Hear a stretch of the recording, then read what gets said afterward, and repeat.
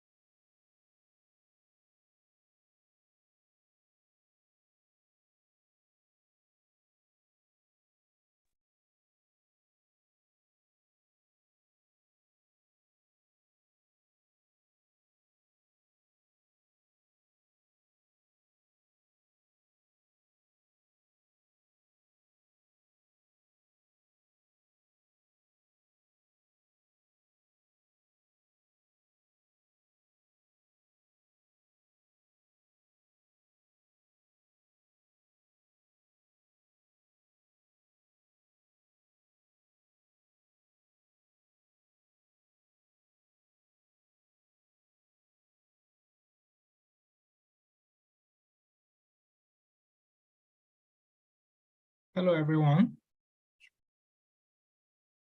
Good afternoon and good evening to wherever you are joining from to this session tonight.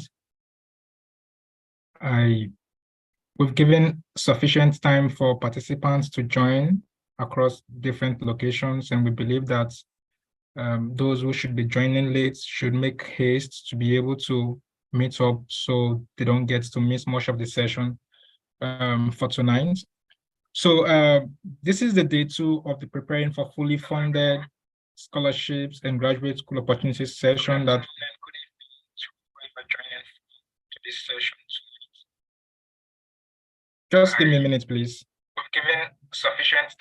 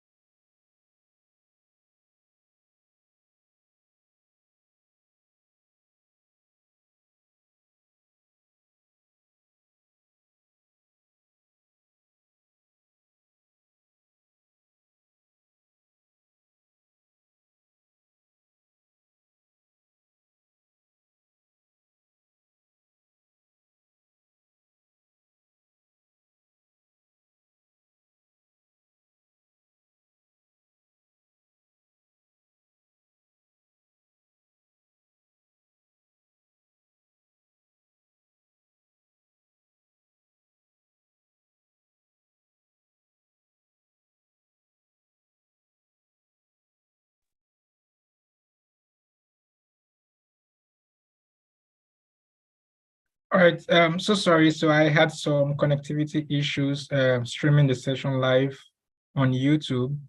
So there was a reoccurring from the YouTube screen, and I had to just make sure that I just halt it. So once again, you're welcome to this session.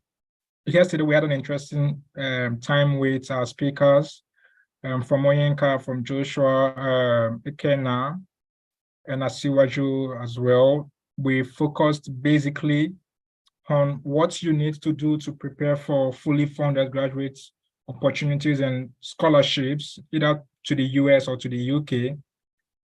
And yesterday was a very, very exciting session, actually. And participants from the feedback we've got so far benefited a lot. And for those that missed yesterday's session, I think you could actually visit our YouTube channel and catch up after the session tonight.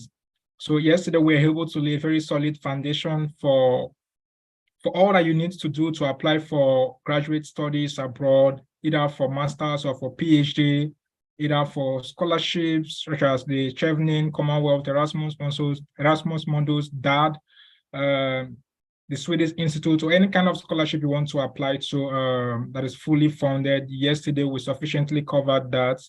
And also for graduate opportunities in the US for PhD and masters as well. And specifically for today, we would be focusing on 3 scholarships, partly 4 though, but I will just say maybe it's 3. Yeah, because one of the scholarships is actually funded by same body, and it has to have different scholarships. However, the other ones are also UK government funded and EU funded scholarships as well. So today we're focusing on the Commonwealth Shared and Commonwealth Masters and PhD Scholarship and the Chevening Award, which is funded by the UK government through the Foreign Commonwealth and Development Office, just like the Commonwealth scholarships. And also we're focusing also on the Erasmus Mundus scholarship funded by the European Union. So my name is Ezekiel Goldstein, and I'm the convener for the Academic Advancement Alliance. And this is part of the things we do at Academic Advancement Alliance. We provide opportunities for mentorship and capacity building to young people across Africa to promote sustainable development across Africa. And I'm also a Commonwealth Shared Scholar, currently studying for my Master's in Terrorism, International Crime, and Global Security at Coventry University, United Kingdom. And this session for us is quite important because coming from Africa, where we have a lot of development problems, we need sufficient human capital to be able to provide sustainable solutions. And this is the basis of scholarships, because scholarship itself is to give you necessary skills and knowledge that is required to make an impact in your home country. So I would like to de-emphasize the idea of JAPA when it comes to what we do at Academic Advancement Alliance. There are ways you could actually JAPA, but scholarship is usually not the best way to JAPA. So scholarship is kind of, you have a problem in your home country, you've identified in your environment, and you want to provide solutions, and you now have the necessary skills to do that, the necessary knowledge that is required. So scholarships give you the knowledge and skills, and also open you up so many opportunities that will equip you sufficiently to provide solutions to those problems. So tonight we'll be focusing on the Commonwealth scholarships, and we have two Commonwealth scholars here, Goshen and Olamide. And we also have, for the Chevening scholarship, we have Anointed Riches, the Commonwealth, the Chevening scholar. And we have A.M. Young, who is a Erasmus Mundus scholar presently, was a former Commonwealth scholar.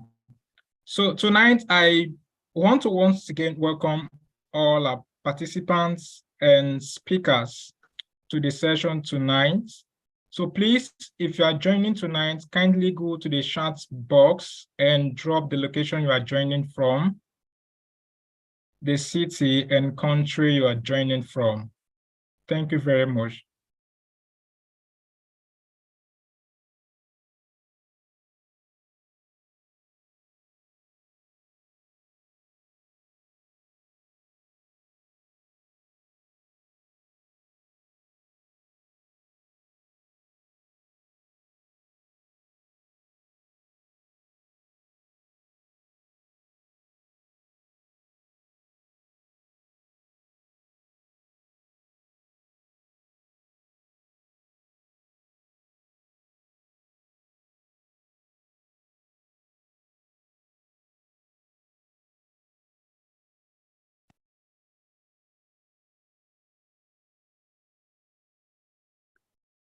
So once again, you are welcome to the day 2 of this session. Tonight, I'll be anchoring this session alongside my friend, co-host and co-convener of the Global Scholarship Network, Yeboah Akwa from Nigeria. Quickly, I would like to just introduce our speakers and welcome them tonight. So tonight we have Goshen Matthew, my very good friend. He had a bachelor's degree from Caleb University, Lagos, and currently studying as a Commonwealth Shared Scholar at the University of Nottingham. Also an incoming PhD scholar, PhD student for fall 2023 at the University of North Dakota as well. Goshen is a man of extraordinary impact.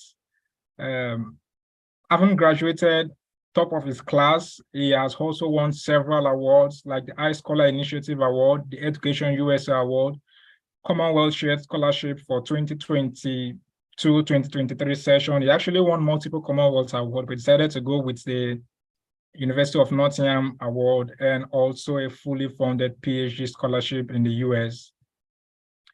And his research interest actually revolves around autoimmune and infectious diseases. Goshen, it's my pleasure to welcome you tonight. Hello, everyone. Thank you so much for this time. Nice to see you once again. Yeah, bro. The pleasure is mine. All right, so our second speaker for tonight will be Olamide Okpeyemi Victoria, my very good friend. She has a Bachelor of Technology in Agricultural Extension and Communication from Federal University of Technology, Akure, Nigeria. And she's currently studying for a Master's in Agriculture and Development at the University of Reading here in the United Kingdom. And she's also a fully funded Commonwealth Master's Scholar. So the difference between Goshen and Olamide, she happened to be Commonwealth Master's Scholar. That is why we have two Commonwealth scholarships for tonight, two separate Commonwealth scholarships, the Commonwealth Shared Scholarship and the Commonwealth Masters and PhD Scholarship. And I believe that during their presentation, you will be able to understand clearly the difference between these two scholarships, the selection process and application process as well. And our research interests revolve around agricultural development for farmers and food security in Nigeria. Olamide, you are welcome tonight. Thank you, Gostime. You're welcome. So our third speaker for tonight will be Anointed, which is my very good boss and brother, an amazing person. He has a Bachelor of Medicine and Bachelor of Surgery degrees from the Niger Delta University, Nigeria, and currently studying for his Master's in Public Health Management and Leadership at the University of Sheffield as a fully funded Chevening Scholar. Prior to being awarded for the Chevening Scholarship, he was also awarded for the Mandela Washington Fellowship in the United States, where he completed a 6 weeks leadership and management training program. His research interest revolves around formulating and implementing evidence-based national health policies towards achieving universal health coverage in Nigeria. Over the past years, he has also been committed to community development initiative in Nigeria, providing access to healthcare for underprivileged people and communities. And over the past years, he has provided this initiative. He has provided healthcare access to over 10,000 people in Nigeria as well. I was privileged to cover some of, to research some of his works, and even during the COVID, during the last devastating flood in Bayelsa State, his NGO, the Isibalua Foundation, actually provided support to flood victims in Nigeria. And he has been an amazing friend and brother, and honestly speaking, he has contributed massively to sustainable development in Nigeria as well. During his time as National Youth Corps, he was also awarded the Presidential Award for his massive contribution to the achievement of sustainable development goals in Nigeria by the President of the Federal Republic of Nigeria. It's an honor to have you tonight. Anointed, you are welcome. Thank you very much, my boss and brother. Good to see you. It's good to be here, sir. It's good to be here. Thank you. Yeah, so our last speaker for tonight will be my own boss, Ian Young Ufom. He had a bachelor's degree in History and International Relations from the Federal University Otuoke, and he was awarded for the Commonwealth Shared Scholarship in 2021-2022, where he studied for his Master's in Development Studies, Poverty and Development at the University of Sussex, prestigious Institute of Development Studies, first in the world. And currently, is studying for his Master's in History and Public Sphere as an Erasmus Mundus Scholar at the Central European University, Austria, fully funded Erasmus Scholar. And quite significantly, he happened to be the first African to be awarded the History in Public Sphere Erasmus Mundus Scholarship. You're welcome, Young, tonight. Nice to have you. And I would like to emphasize that Young is actually part of our Trustees for Academic Advancement Alliance. And right from when we started back in 2001, he has been contributing massively towards the continuous progress of this NGO. And you could see that part of the reason why we are here is because of people like him, who has been contributing in no small way to our continuous progress and advancement and impact as well. Young, it's my pleasure to welcome you tonight. Thanks, mate. Let me sound like the UK people. Thanks, mate. And it's my pleasure to welcome everyone too. So quickly, we will just proceed to the session. I have given an intro of what the scholarships are all about. Now, I would like to say that while we are hosting this session at this early time of the year is because getting scholarships, mostly prestigious scholarships like Chevening, Commonwealth, Erasmus, Mundus requires a whole lot of work. Okay, it requires a whole lot of hard work, planning, and also capacity building as well, because these scholarships tend to select only the best among the best. Okay, so there is no room for mediocrity so long as you want to be selected for a Commonwealth, Chevening, or Erasmus Mundus scholarship. And these scholarships are quite competitive, particularly for the Commonwealth scholarships, because you have thousands of people applying for very limited slots that are valuable across different universities in the UK. So out of maybe 18,000 people that applied, you get to select less than 250 people. So you could see that you have less than 1% chances of being selected for a Commonwealth scholarship. And this is the same thing that is available, applied to the Chevening scholarship as well. As of last year, over 60,000 people applied across from different parts of the world. And they get to select just a limited number of maybe around 1,500 people. So you could see that chances are really, really limited. Same applicable to the Erasmus Mundus scholarship. The Erasmus tends to shortlist more than any other scholarship, because Erasmus itself has different scholarships, and you have over 100 programs where students get to apply from different countries as well. So these scholarships are quite competitive, and for you to get selected for any of it, you must put in an application that is very, very strong and deserving of an award.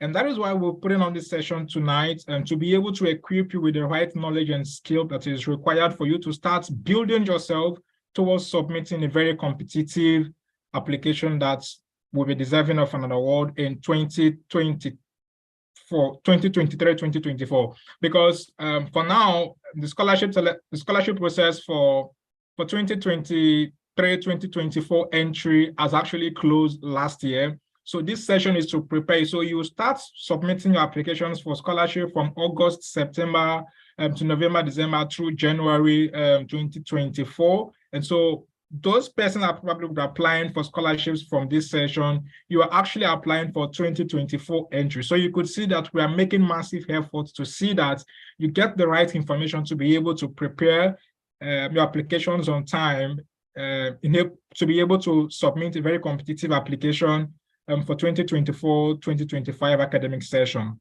We have some peculiarities tonight. Young actually have another meeting that is fixed for 5 p.m.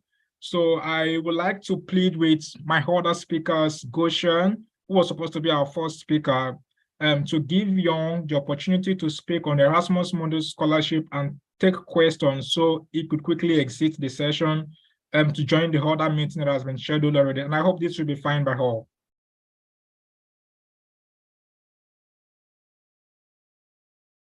Yeah, it's fine. It's fine.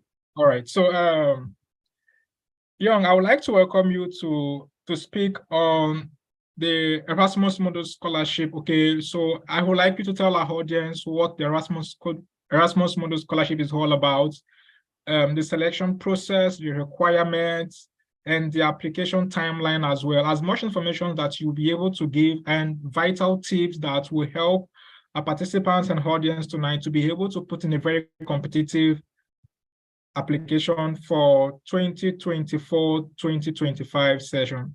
Okay, though Erasmus has to be a 2 years master's program, but applications for next year entry will commence August, September, towards January next year. So Young, you're welcome tonight. You have the microphone. Thank you once more. I would like also to thank Goshen for obliging me to present before you.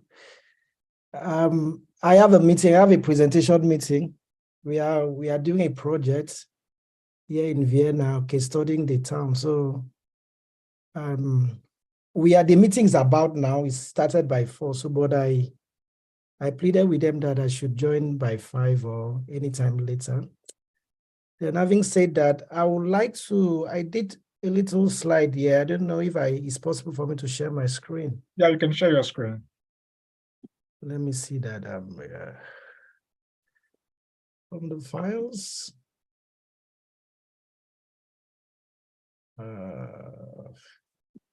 Just 1 minute. Do you have the one I sent to you? Yes, I have it, but it's not on my system, still on my phone. Can you find it on your system? Yeah, I'm finding it now. It's on my screen. But you can't share it? Basic. Just give me some time. All right, it's fine. By the way, I could to optimize time, I could maybe send it for you to share later in the group. So not to waste time. I didn't save this thing in my. Okay, so let me continue. I wouldn't want to waste our time trying to figure this out.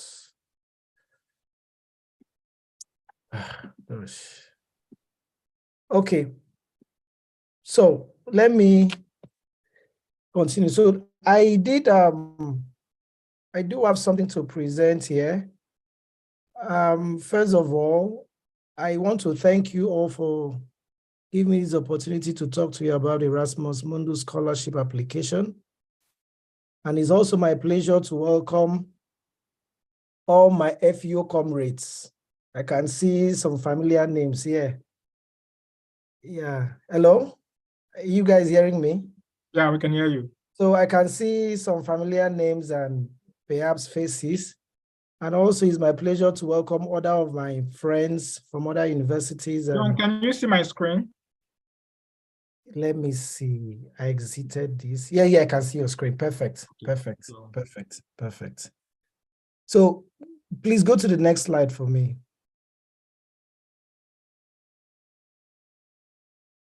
Yeah.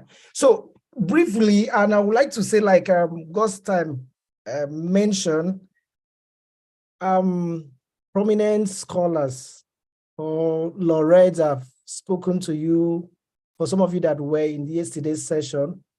So what I'm going to say is not entirely new. It will perhaps be kind of strengthening what they mentioned yesterday or reinforcing what they have already said or what you have already known. And I'm talking to everyone now with the hope that you already have specific questions to ask concerning Erasmus Mundus scholarship, because what I'm going to just talk about in a few minutes is just going to be some of the general tips that is not really particular about, or that is not exclusive about Erasmus Mundus, but it could be applied to application of any other scholarship. So briefly, Erasmus Mundus scholarship is higher education funding or scholarship from the European Union aimed to facilitate quality education and foster cooperation between the EU and other parts of the world. So you can find this information in Wikipedia.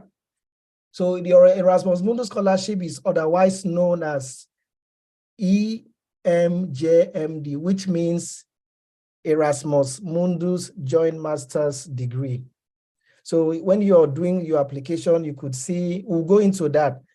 So you could see some of these abbreviation or acronyms. So you just know that it means Erasmus Mundus Joint Master's Degree. And why, we'll explain that in the following slide. So it will interest you you might be interested to visit the following links that are provided here, or simply type Erasmus Mundus Scholarship or catalog. You get this information on this site, the funding, the deadlines, the requirements, and all that. Next slide, please. Sorry, I know I'm really inconveniencing you, but it's okay. Oh, it's fine. So I'm talking to you now. I'm reflecting on my experience as a Commonwealth scholar and as a Erasmus Mundus scholar, and in addition to other scholarships that I've won over time.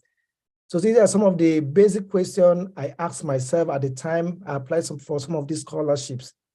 And I would also like you to answer this question, because it's not just about applying. If you're able to provide answers to these very basic questions, you may be like maybe 30% or 40% ready for a scholarship award. Why do you really need Erasmus Mundus scholarship? No, I'm now restricting it to Erasmus Mundus.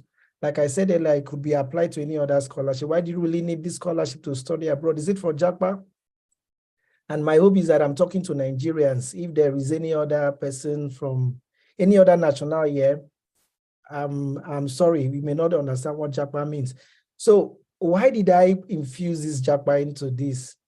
Over time, since I became a scholar, since I might travel out of Nigeria in 2021, I've had opportunity, a rare privilege, and I'm always humbled by that, to mentor a lot of people and to help people.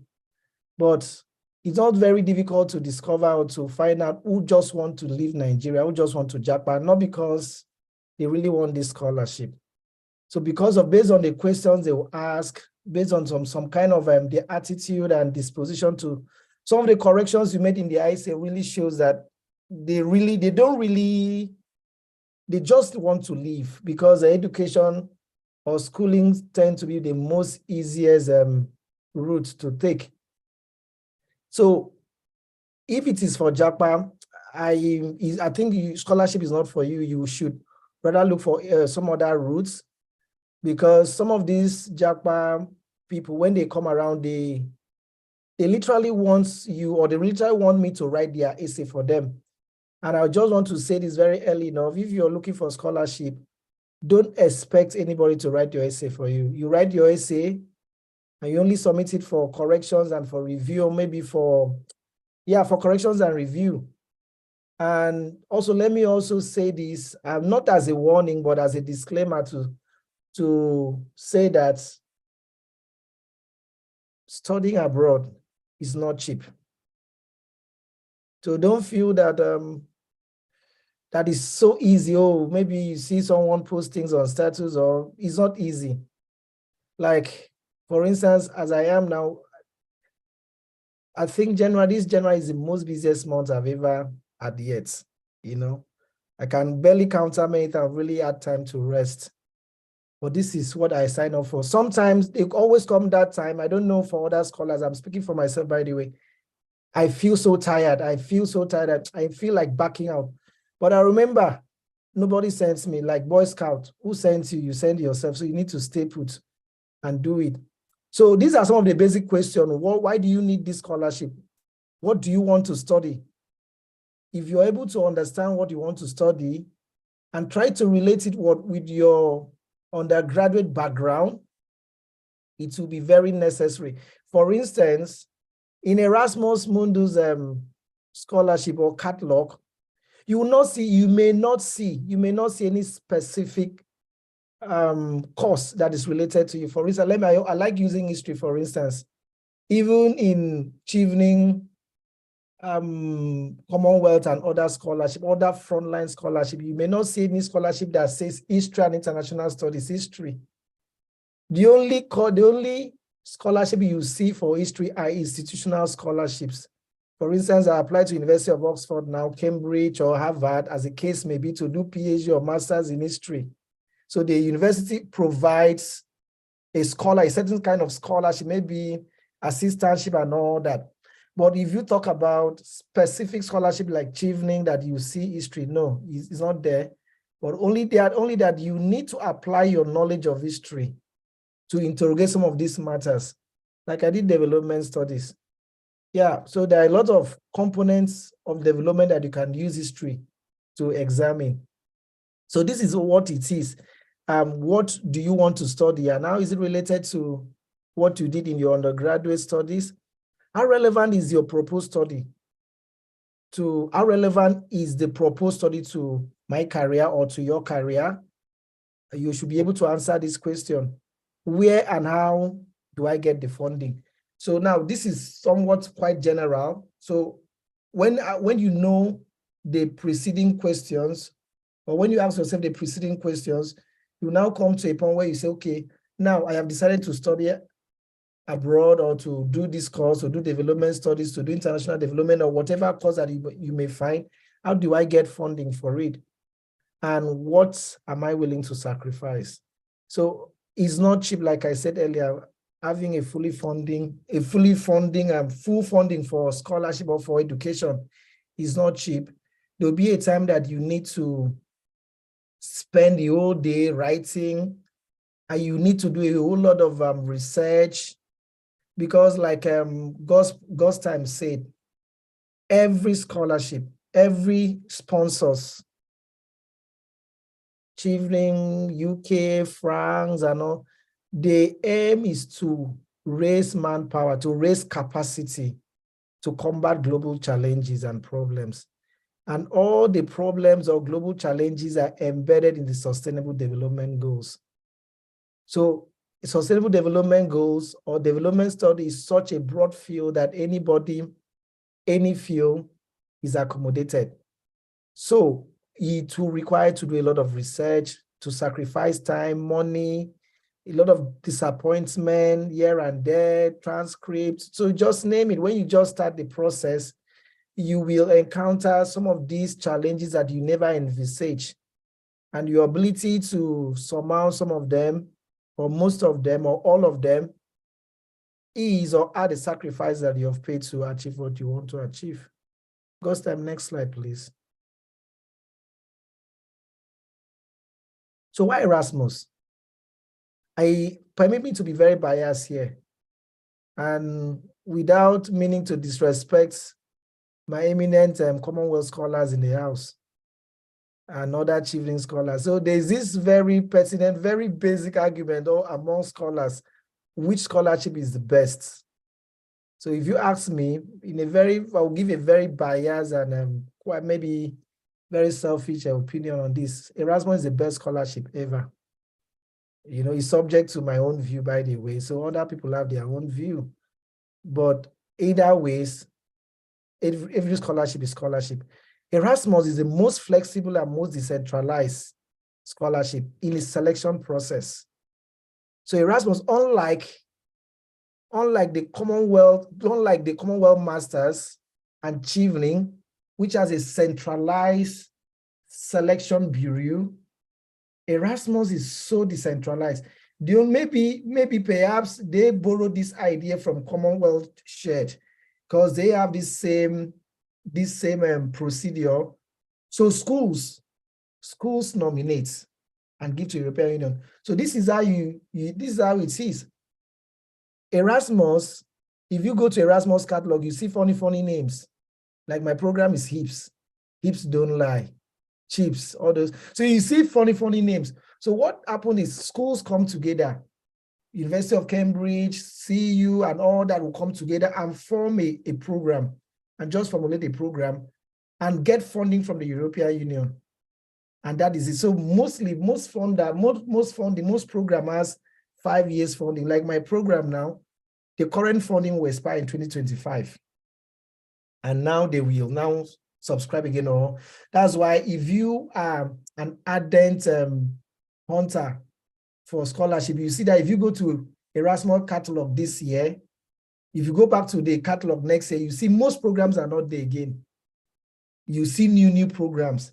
So because this program is largely controlled by the schools, by the consortium universities, and the selection process is very flexible. Now, secondly, it has huge traveling possibilities. So like you could start in the UK and end in the US. There are Erasmus programs that have mobility program in the US, Canada, South Africa, just name it, Jamaica. Like my program, my next mobility will be in Japan. You know, so this is a kind of program that perhaps the kind of traveling experience I'm currently having, I may not have it if not for this program, even though it's not easy also because a lot of location and dislocation, you know. So this is what Erasmus is. It has so much huge possibility for you to travel. Then unlike the Chevening, Commonwealth, and other scholarship, you are not mandated to come back to Nigeria or your home country. So the EU says that they want to use these scholars to augment the manpower deficit in the Schengen region or in the European Union.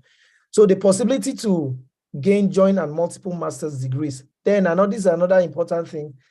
For like in my own case, I may end up having four master's degrees. in addition to the one I gained in the UK. So each of the universities you go, you have a master's degree there. Because, for instance, let me use Erasmus Global, I think Erasmus Global Studies, Global Development Policy, yeah. So it's a program that, that is sponsored by like about 5 universities. So you see an history department in this university will come, development studies in other university will come, they will come together and form this program. So as you go to each of these universities to study, they have a degree for you, master's, not certificate, a master's program. Some award certificate, by the way. So these are some of the each possibility. Then academic training, career development in different countries and continents, which is also true. So you can, if I go to Japan, I can decide to base in Japan and push my career there. It's up to me. So success rates when compared to other scholarship is very high. Like the possibility that one, if you put a very good applicant, how do I qualify this now? Let me just use the word good, because you can never know if a person is good or best until he wins a scholarship.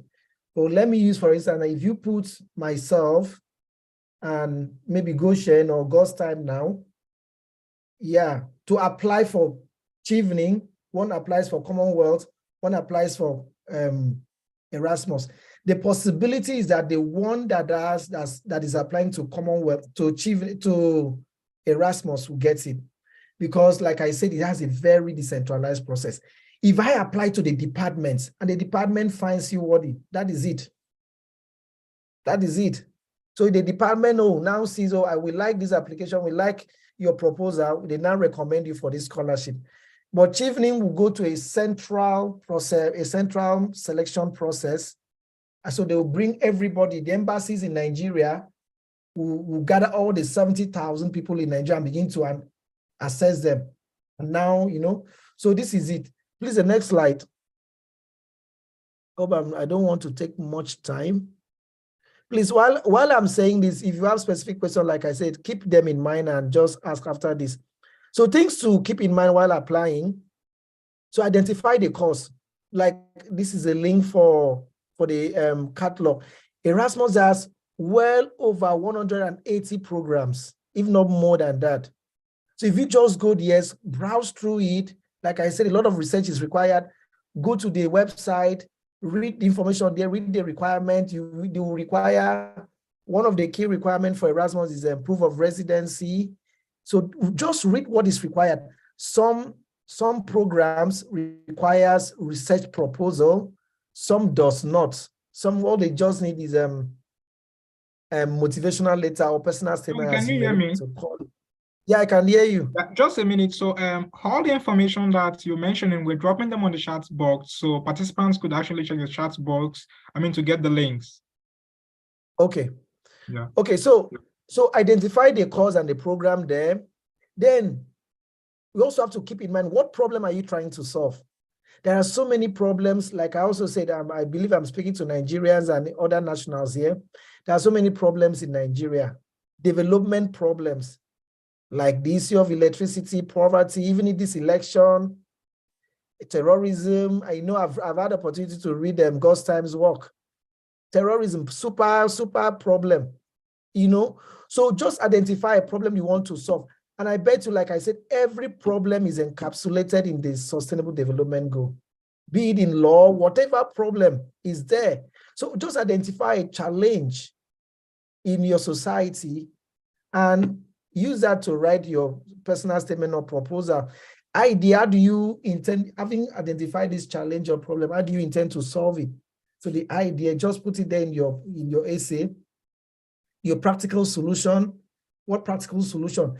I recently had an interaction with the director of my program, and he told me something that struck me, and I just also want to use it to generalize for all scholarship reviewers. He said that when they apply, like currently, like few Nigerians already applied to my HIPS program, that what they want to see is just that someone that has basic understanding of not just the course, but what he wants to come and do in the program. And so they don't expect to have a proficient applicant. If not, I've also seen where people get this kind of email that you are overqualified for a particular program. So just basic knowledge and understanding gives you an edge. So this, I put research title or method. This is my own approach of making application. Every application I make, because there's this confusion between what is it called now? Personal statement and motivational letter. However you want to put it, I'm not here to talk about that now. But I always like to put that in this program, I would like to research about this. Perhaps provide the title and methods of how I want to do it, you know. So you could do like that. There are some that don't do it and they still get it. These things are not cast on stone. So basic requirements. So know the basic requirements of the program before you apply. Please, next slide. Thank you.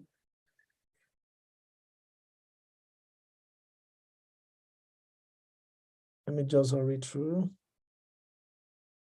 Yeah, so while applying, like I said, I think all that I've said so far is captured in this diagram, this triangle.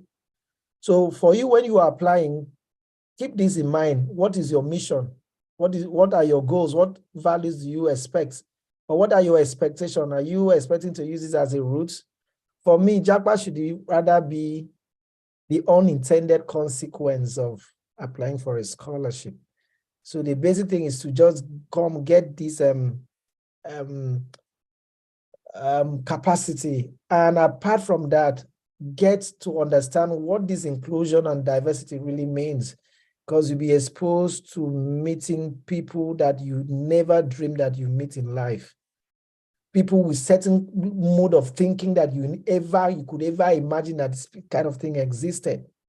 And when I was studying in the UK, I got a whole lot of shocks in my life. For instance, I felt that yam is a universal food like we eat in Nigeria, and yam, plantain are universal. But I've met people, I met people that have never seen it in their life. So when they see me eat yam and plantain, they'll be like, they get irritated, like, what are you eating? You know? So it makes life beautiful when you come to see this kind of thing. And the same way I see them eat certain things, and I'm like, do people eat this kind of thing? So this is the beauty of life. It makes you to balance life, makes you to understand that no, life is more than your environment. Life is just more than your environment. Where you find yourself now, there are more to it. So these are some of the things that you should guide you. Then the idea, like I said, how relevant is it? How the quality of research you want to do there? How visible this your idea? How does it fit into the program?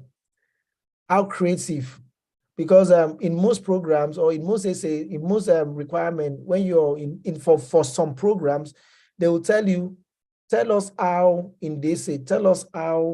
you intend to contribute to this program. So we know that your coming will teach you, will impact you, will give you knowledge, but in your own way, what thing will you do to improve the program? This is where the creativity comes in. Then there is this smart approach also. Smart approach, situation, smart approach to writing essay. I've really forgotten this thing now. I think situation, Gossip, you know this smart approach? I'll situation, task. Yeah, I think I wanted to use that. Star approach. Yeah. So it's star approach to situation, task, action, and result. So it does typo there. So now for the applicants, when you check those websites, you check out for eligibility, competence. Your competence is basically your undergrad certificate, and beyond that, some of the little things that you have done. Your leadership experiences. Leadership experiences in this context here, it doesn't really mean that you must, okay, I was a student union president, I was this, I was that. No, this is not what these people want to see. They want to see how you have practically, in your own small environment, in your own small space, affected life. Like when Gossam was reading the profile of Anointed, you know, I was so impressed because he has already shown capacity or before even getting to this level, he has been helping to solve problems. So this is the experience you want to need. So even if you were just a class member and you say that in order to champion the cause of education as an undergraduate student, you already conducted tutorial for people. And this is what they want to hear. And that tutorial helped a lot of people to pass their exams. That is it. So then the question of credibility. Credibility is key also while applying. How credible? Because there are so many notions or stereotype or impression these people have about the Black race. That's a story for another day, but your scholarship should help you to show credibility and to erase some of this stereotype. Then accomplishment, this could be also your academic accomplishment or the one that you have done in the social space. By the way, let's not confuse ourselves with academic accomplishment. You don't need to be a first-class graduate to get scholarship. For instance, one with them two can apply for Chevening, Erasmus. What you only need to do is to show capacity, to show that you have leadership. You have shown leadership in the time past. Well, I can't really say about a Commonwealth because Commonwealth seems to be very exclusive to first class and second class upper. But I stand to be corrected. I've not met anybody that had 2-2 in Commonwealth. They may have been, but I haven't met them. But I know even with 2-2, there's no harm in trying. If you know that you have done enough, like what Anointed is really doing, or what God's time, or what we are doing in AA now, this alone can fetch someone's scholarship. So this is how it is. Then on the other hand, on the other side of the triangle, environment, collaborators, facilities, mentors, and past mentees, what we are doing now. So collaborate with people. When I was applying for my scholarship those years, one of the things I used to do very well, I used to get involved in WhatsApp groups, so collaborated with a lot of people, get information that matters. Facilities, facilities, you need internet, you need laptop. Yeah, you can't do any application without these two. Then mentors. I can't play down. I will always esteem the role of mentors in my life, perhaps without which I won't get here. For some of you that knows me, you can really tell who my mentor is and who my mentors are. So then past grantees or people that have won the scholarship in the time past, did I actually have any? No, but I think this is what we are doing now for you people. Please, next slide.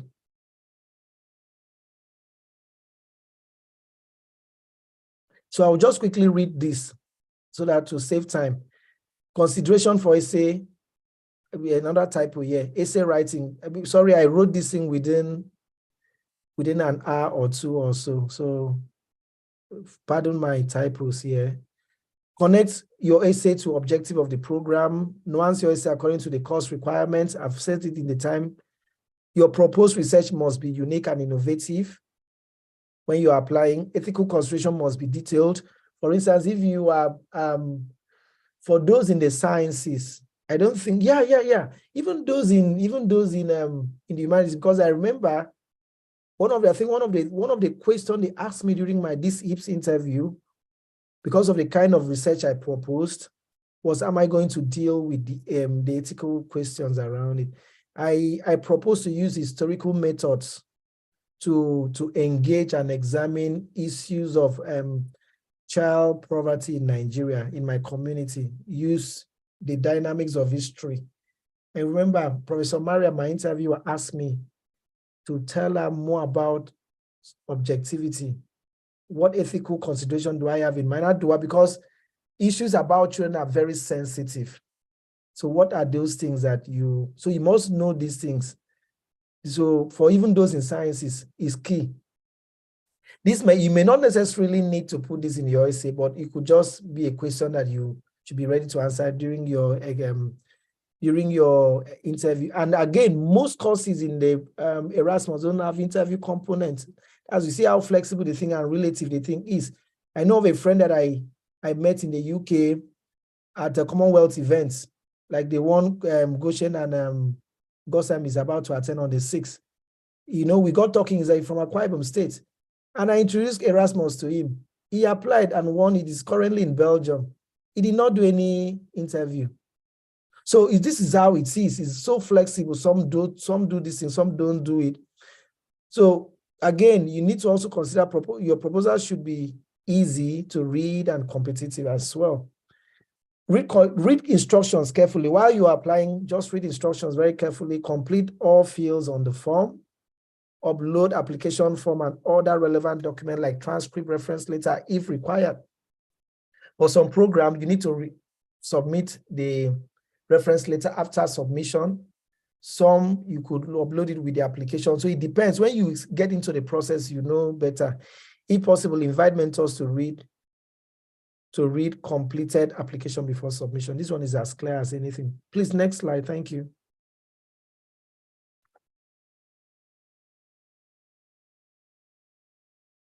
So additional tips: begin early, be explicit and specific, be realistic about your research, make explicit and complex connection between your proposed research objective and the objective of the Erasmus program you apply to, follow the application guideline exactly.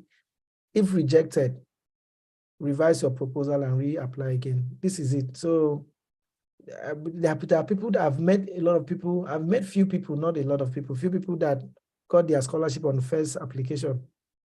I never had such opportunity, but that is part of the sacrifice I spoke about earlier. You should be willing to sacrifice. So you should not be daunted by initial failure, then keep pushing. Next slide, please. Then conclusion. So Erasmus application is easy and flexible relative to the chosen program and competitive as well. The essay must be based on solving global problems and challenges. Research must be practical, doable, relevant to the course. Must demonstrate good communication skills. Must have coherent and persuasive arguments. Must be reviewed and revised thoroughly. Research outcome must have good prospects. So your research, to what extent is it able to solve development issues in your environment? So the last slide, please. If there is still any. Okay, so thank you for listening, and I'm hoping to take questions from you. Thank you. All right, Young, thank you very much for that very informative, educative, and also very explicit presentation on the Erasmus Mundus scholarship. Before the audience starts asking questions, I just have a few questions I would like you to address. And these are basic aspects of the Erasmus Mundus scholarship application process. First, I would like to know if you could specifically highlight the documents that are required for the Erasmus Mundus scholarship. That is number one. Secondly, I would like to know, we have over 100 different scholarships programs on Erasmus Mundus course catalog. I would like to know, is there a limit to the number of scholarships that a particular applicant can actually apply to? While I may have the answers to this, I believe that the audience will likely need to learn from this. And thirdly, I would like to also know, are there application fees for specific programs within the Erasmus Mundus scholarship that you're aware of? And fourthly, I would like to know the benefits of the Erasmus Mundus scholarship. So in as much as it's prestigious, and is one of the most sought after scholarships within the EU. I would like to know, what are the benefits of the Erasmus Mundus scholarship, the specific benefits and what it covers?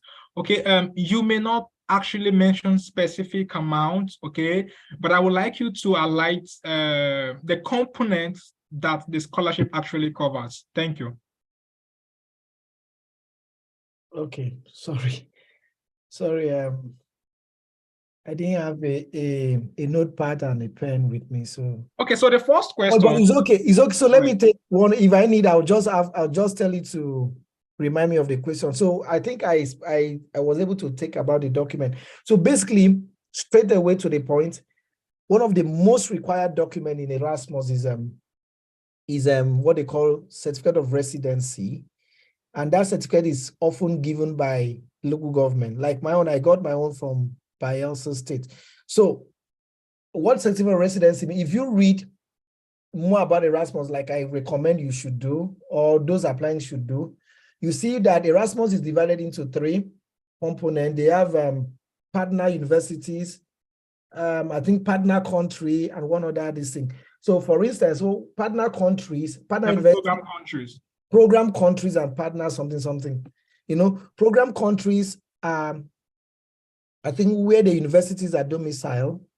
Then the other one is for those that are in the global south, that's, developing countries.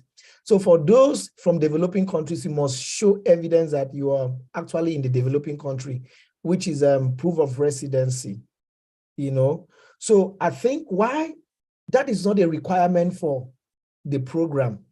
That's not a requirement for the program, it's a requirement for the scholarship. So for instance, if you submit application to, for instance, when I submitted application for HIPS, I actually did submit a document, to say, I did an affidavit and submitted to say, this is my certificate of residency. And I think when I was about to do my interview, perhaps they already knew that I was going to get a scholarship. They now wrote me to say that I should send my certificate of residency, that what I submitted initially wasn't suffice. So I had to do that. So basically, if you read that, but I'm just trying to let you know that one of the basic documents is certificate of residency, which if you walk into any local government in your area, it doesn't matter where so far that it shows that you're in Nigeria, but other ones are basic, like transcript and all that. Those ones are required. But the major distinct for the scholarship is certificate of residency. And again, to tell you how flexible the program is, there is always a timeline. So if you identify a program and go to the website and read about it, you see statements like, for those that want to be considered for Erasmus scholarship should submit application on or before 15 January 2023. This is the main period. I know some programs will terminate, I think, usually it's always 1st February or most 2nd week of February.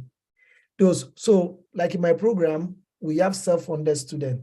We have students that are supported by other scholarships, So for you to be considered for this program, there's a timeline for it. So if you submit your program, your application beyond this timeline, so you have missed out from it. Then application fee. A whole lot of programs have application fee.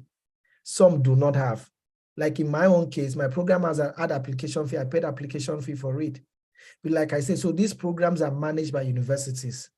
Universities only consider if you apply according to the requirement, according to the deadline, and submit all the required documents, you are considered for this scholarship.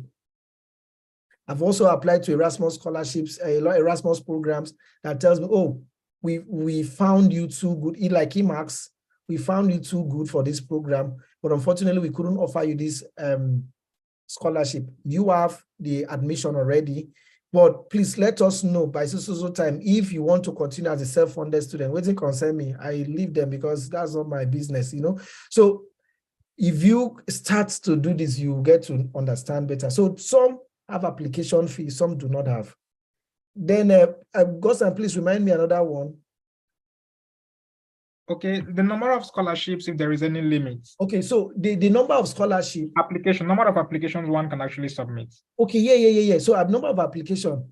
Initially, it used to be 3, but in our EMA group, EMA 2021 group, I'm seeing conversation that it has been extended to more than 3. One can apply to as many as you want to, but without sounding as someone that because I know this is aired live, by the way, let me just know what I say.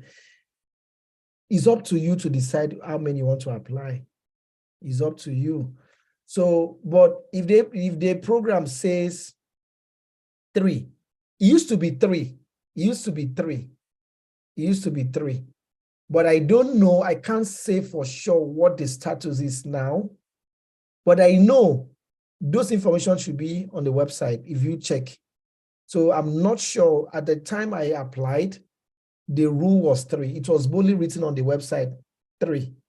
I haven't seen the website. I've not updated myself with this information. But I remember that in our WhatsApp group, there was this conversation that it has been extended to as many, or it has gone beyond 3. One can apply to more than 3. Yeah. Then you said the benefits. So like I said, the benefit, the Erasmus, you are entitled to €1,000 every month. Shady, that's the kind of benefit you're talking about, Gossen. Yeah, so I'm talking about the funding component of the Erasmus Mundus program. So this tuition fee, Okay. flight, visa, this, you know what? Okay. I understand now. So the Erasmus, unlike Chevening, Commonwealth, and others, Erasmus, when you are awarded the scholarship, the school and the European Union will give you all the necessary support to get your visa by way of providing you with documents. So when you arrive, they'll now pay you all the amounts you incurred in getting the visa. I think they pay as much as €3,000 for transport, as transport allowance. Unlike Commonwealth, where UK government will do everything concerning your visa for you. They will do everything for anything, a payment you make. If there's any need for you to make payment, they'll refund.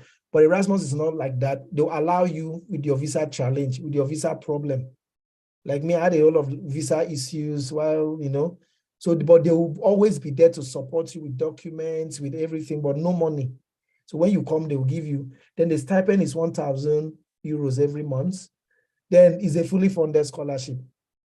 Everything is already paid for, your school fees and all that.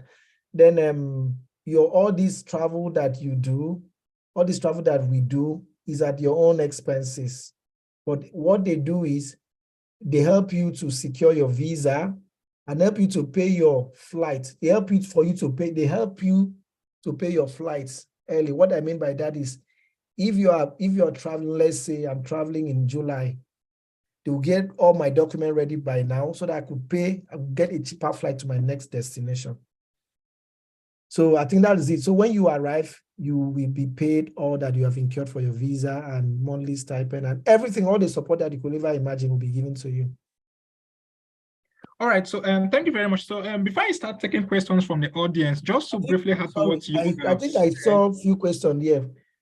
Yeah, so let me quickly highlight something. So part of what you expected to do as designed the Erasmus Mundus program is that you actually submit your application for an Erasmus Mundus program to a host university.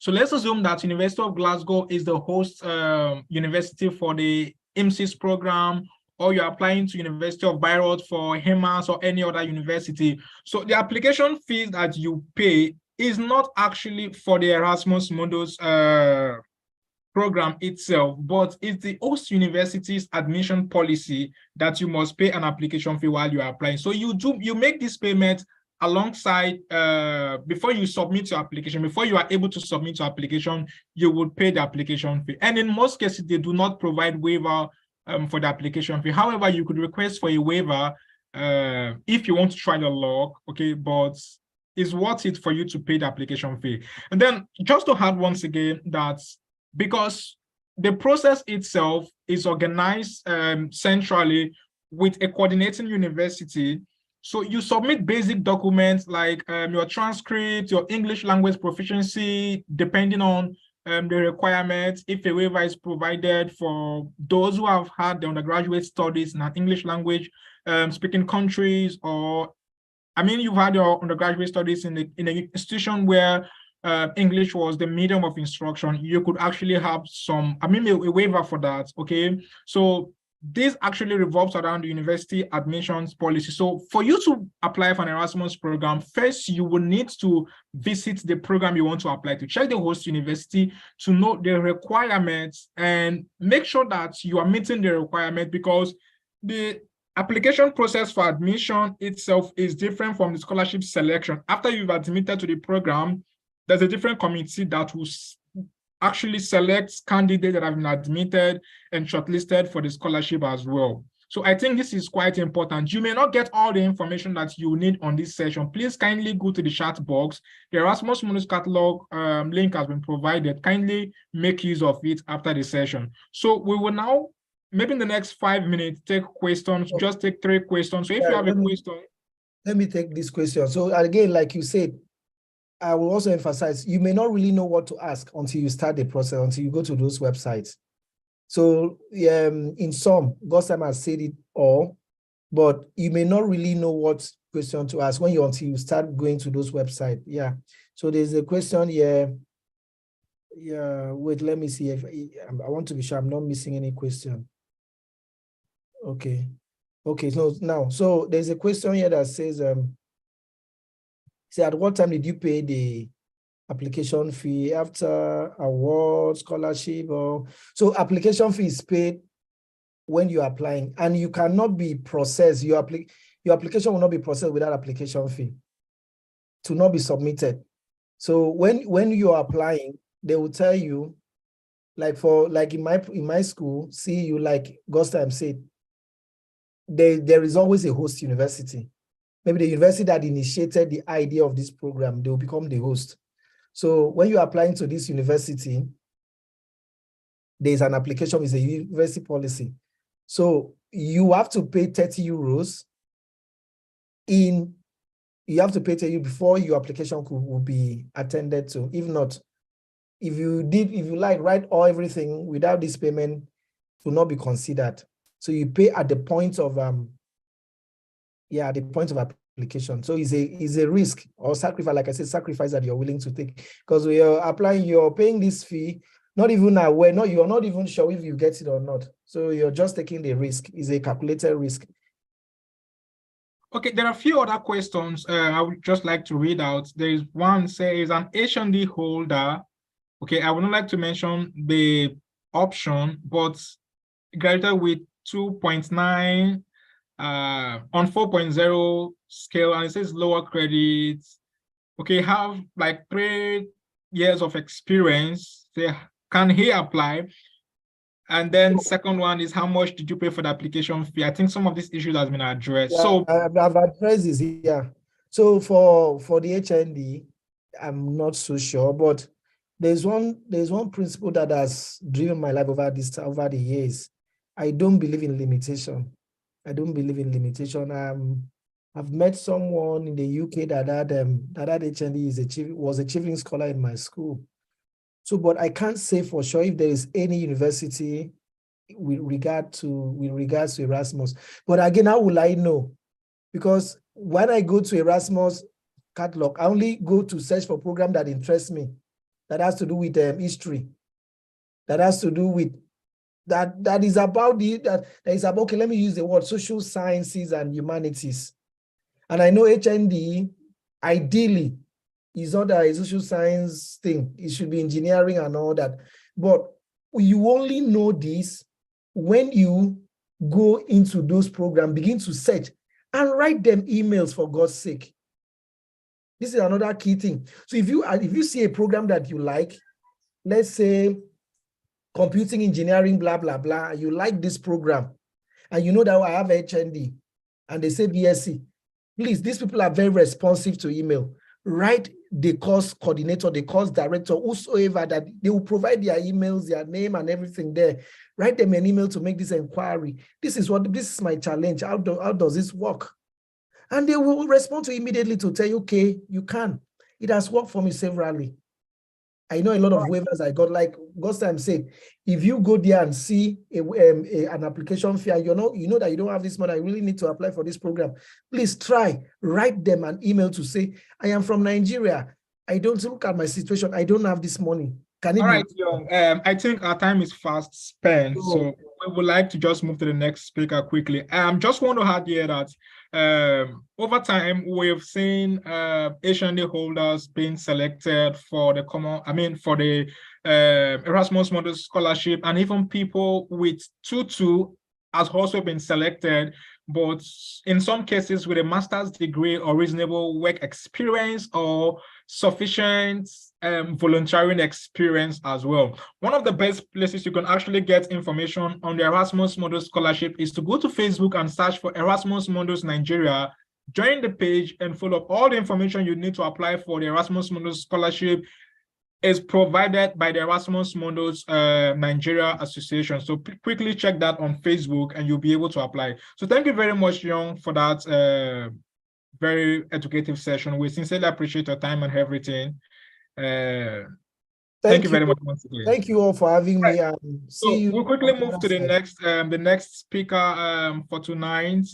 That will be Goshen Matthew, and he will be telling us about the Commonwealth Shared Scholarship, what the Commonwealth Shared Scholarship is all about, the focus of the scholarship, the application process, the selection process, the timeline, and also the benefits of the Commonwealth Shared Scholarship. I really don't want to be biased or perhaps counter what Young have said, but I can say that Commonwealth Shared Scholarship is one of the best scholarships you would ever get in your life. I mean, it is amazing. It is amazing. And I just want you to make the best of efforts to ensure that you apply for a Commonwealth Shared Scholarship starting maybe this year, November, December this year. So I'm very, very sure that most of us have writing pads and you want to kind of take like serious notes about this scholarship, because getting this scholarship is one of the best things that will happen to you in your entire life. Goshen, are you there? Please, you can take I'm here.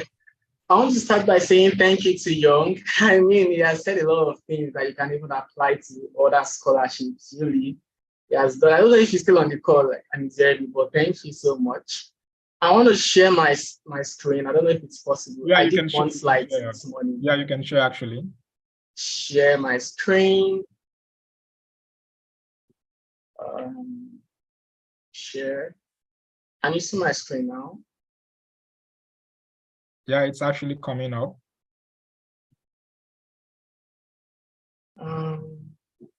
Yes, we can see your screen.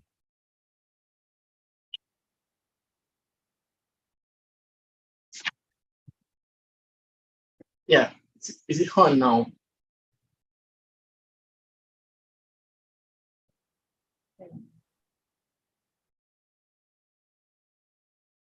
Yeah, I'm trying to reduce the video coverage.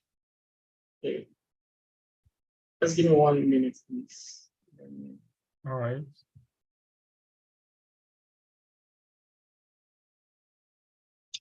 Okay.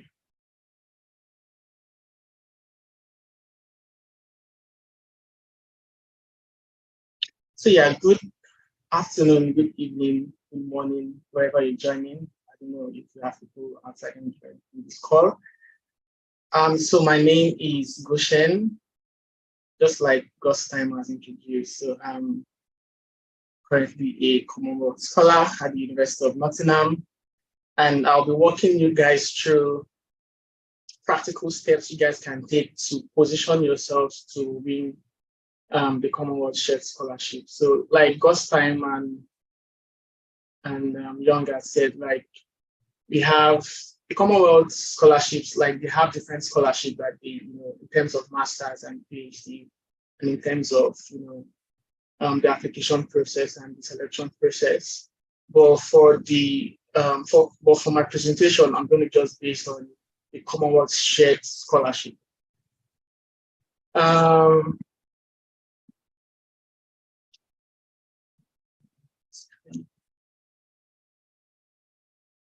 Let me see the next slide. Okay, yeah. So basically, there are 6 thematic areas for the Commonwealth Shared Scholarship. So like whatever course you want to study, whatever program you want to study, you can actually group them into one of these 6 thematic areas. And this is one of the major focal points for the Commonwealth Shared Scholarship in terms of sustainable development goals, SDGs, and the likes.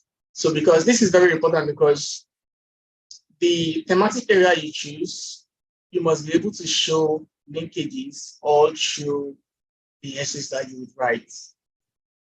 And the way the essays are designed, they are designed such that they ask you questions that they can see if you are really motivated and passionate about the thematic area you've chosen. So basically, Commonwealth wants to see a typical Commonwealth scholar is someone that is motivated, passionate about sustainable development and the likes. And they want to see someone that wants to create impact in whatsoever way in your community. So basically, once you can show this in your essays, once you can put this into writing and your ideas can be lifted off the papers, you are most likely to get selected. And so, like I've said, we have science and tech for development. This is my own thematic area. We have others. We have strengthening health system and capacity. We have promoting global prosperity. We have strengthening global peace and security and governance. We have strengthening resilience and response to crises. We have access, information, and opportunity. So what you guys can do, because basically the idea of this, I think the idea of this webinar is to, because it's happened earlier, is to position you and prepare you for when the application is going to open proper. Because we know that the application is currently closed. So the purpose is to get you guys informed or arm you guys with more information such that when the application opens properly, you know what to do and you know what you're doing. So what you can do now practically is to internalize these thematic areas and see, where do my course fall in? Where can I, how can I relate my course or what I want to study as a master's program to one of these thematic areas? You guys can do it, now or after this session, right? And one beautiful thing about the Commonwealth Shared Scholarship is that, you would have on the application portal all the, so there's a predetermined number of universities that, partner universities that, scholars, prospective scholars can select. So on the application portal, you get to see all these thematic developmental areas, get to see the universities that are offering that particular course. Just like Young said, you might not see, for instance, you have an undergrad degree in, say, maybe English. You might not see master's MA in English as a course, as a master course, right? But you would see, you might see something like maybe literacy. I'm not sure of what is there because I'm not in the arts, but you would see something, what's it called? You can relate to probably a component from your undergrad degree, or maybe a subtopic or some of the modules you've covered in your undergrad degree. You would see things like that you can actually apply for. So don't look for specific programs. For instance, myself, I did an undergrad in biochemistry in Nigeria. And now I'm doing biotechnology, an MS in biotechnology, under the thematic area for science and technology for development.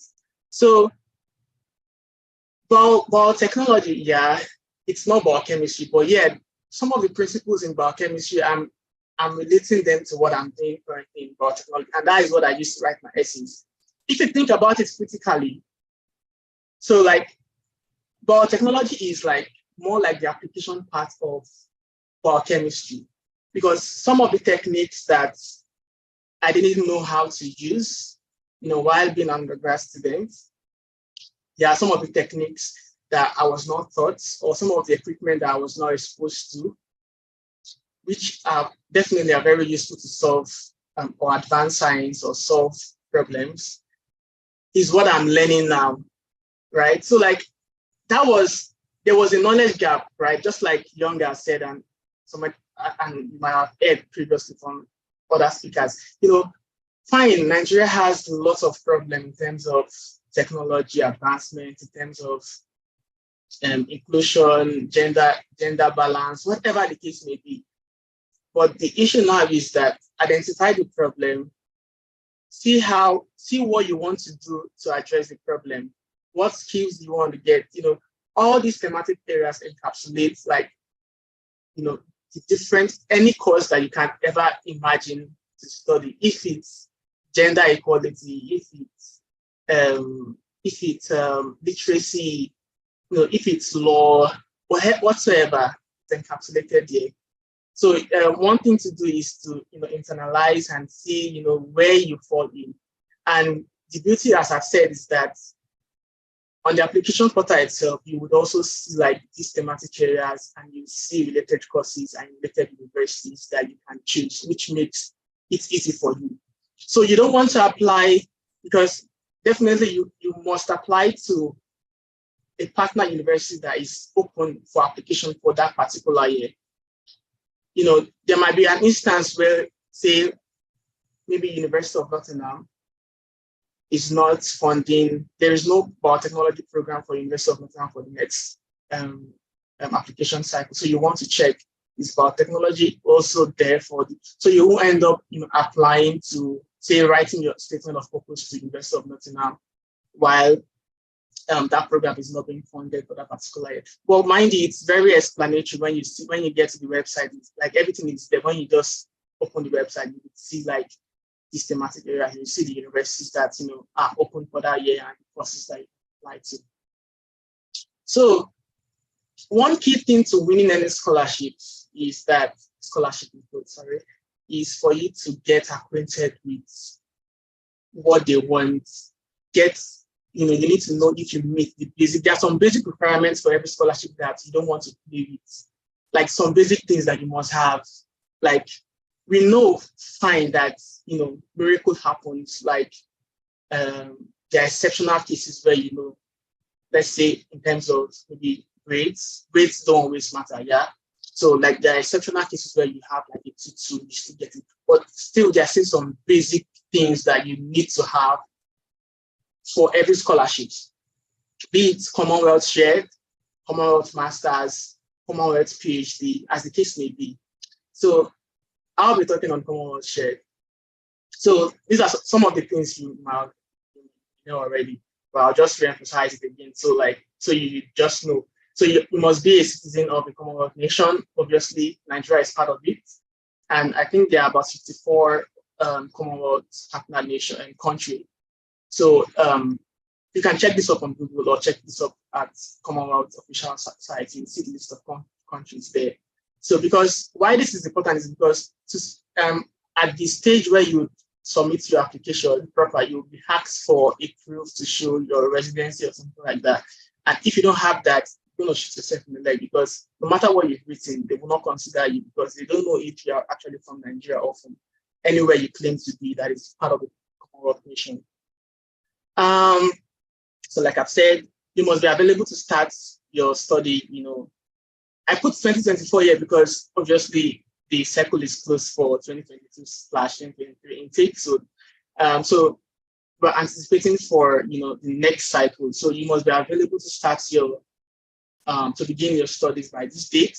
So, like, how would they know this? Obviously, they're going to know this from the transcript that you submit at the stage where you would upload all your documents and all that. So you want to start processing your transcript now. You have like, this is January, you have like 6 months, 6, 7, 8 months, so pressure your school. I know it's very difficult to obtain your transcript in Nigeria to be done in the flesh and all that. So I know that if you start now, those of you that maybe you don't have a transcript, you would get it before that time, right? You don't want to craft the most beautiful and the most awarding essays and yet like you don't have your transcript and don't get selected. Because how do they know that like all what you've claimed is true without your transcript? Because these people are not seeing you face to face and they might not even interview you. So it's what you are submitting that they are taking into picture, right? So, and yeah, so like about the academic qualification, as I've said, so like you should have a first degree. So Commonwealth, they are kind of a little bit rigid here, when it comes to the grade, basically. But as I said, like extra, like miracles happens there. So like if you have like a 2-2, you can supplement it to the master's degree. Yeah, or maybe like a diploma, a postgraduate diploma or something like that. You can, if you have an HND, I don't know, like you can supplement this with the master's too, or you just apply. You know, like I said, you know, there's no harm in trying, right? How do you know if you qualify for something and if you don't apply? So you can only try and see. But like what is on there, what Commonwealth says is that you should have like a first degree of at least 2-1, or you know, you have a 2-2, which is supplemented with a master's degree or something like that. So, and then normally, you know, CSE will not normally fund 2 masters. Like if they know you have, if CSE knows that you have 2 masters, normally they will be like, why should you fund your second master's program? So if in an event where you have like, you have a master's degree already in Nigeria, there are 2 things you can do. Either you just don't say anything about your master's degree, don't upload any document about your master's degree, or you upload and you justify why you want a second master's degree. Because like Commonwealth shared scholarship is pretty fair. They want to ensure that everybody's on the same playing ground, right? Because it's the Commonwealth shared scholarship is for a master's study. So like you having like 2 masters, you know, they feel like okay, like you know, differences and all that. But yeah, people with 2 masters, they won this same Commonwealth shared scholarship. I know like a couple of them. So like don't say I have a master's already and you say, okay, I'm not qualified for this. If you feel like there are certain skills that like your first master's did not give you, and you feel like you need an international education or exposure to further gain those skills, please do apply, and I promise you, just get them. And then obviously, like people that are sponsoring, like are people that cannot fund their education. I mean, my school fees is about 28k pounds. But they only get 28k pounds to pay. So basically, you know, how do they know that they want someone that, you know, is capacitated to fund the fees? And mind you, like if they know that, say maybe you've been working in the UK or you've lived in the UK for say 1 year or 1 year plus, working or whatsoever, or you've schooled in maybe one of these high income countries or overseas and likes, you might not get it if they find out. So they want people that, you know, are like not really buoyant to, you know, pay the fees in this. But like basically, I feel like if you are in Nigeria, regardless, even if, well, yeah, maybe not. If you're in Nigeria, like most likely, like you won't be able to, you know, the fees are exorbitant, really. So you need like a scholarship, and I know that that's why you're here. So yeah, so like you should apply. And then of course, like you have all the documents and all, which we'll discuss later on. So like this is some of the things that you would see in the application form. So this morning when I was preparing these slides, I was like, should I get like snips of the different forms? But because of the fact that I wanted to keep the the PowerPoints, you know, short and simple, so I just captured, you know, specific details and all that. But this is like an overview of like what you would see and like the kind of, you know, questions you would be asked, you know, in the application form itself. So there will be a section where you will be asked to list all your undergrad course, you know, what you finished with in terms of degree. If it's a bachelor's, you know, honors or whatsoever, you list it there. If you have any for postgrad students, if you have any postgrad qualifications, you list it there. And then you'd have a section also where you would be asked to list, you know, the number of publications you've had, you know, or the number of prizes you've won or awards you've won. So you have like up to 10 publications and prizes to list. So like Younger said, you know, you might not have any publication. I know people that have gotten the Commonwealth Scholarship without, you know, any publications. So if you don't have any publications, it's fine. But like if you do, please do, you know, put your publications there, attach the deal right there. If you've won any prizes, attach it there. And, you know, like, it's a matter of being, you know, honest and, you of high integrity, because like you don't want a situation whereby you just lie and then you get to find out that this person doesn't, have all this thing he or she claims to have, and then you don't get it at the end. So like if you do, it's fine. If you have publications, list all of them. If you don't have, it's fine. Because like it's a holistic, screening. It's a holistic, scholarship. They look at every bit of things. So you might be defaulting in this area, but your strength might be like amplified in this other area. So like what I tell people is that if you don't have A and you have B, strengthen your B such that they will not even remember that, oh, this person doesn't even have any publications.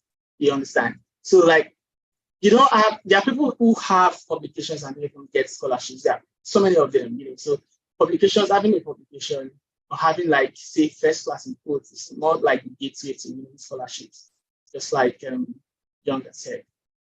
So like there's also going to be a section where you'll be asked to provide like history, the kind of history of your past or your current employment status and all of that.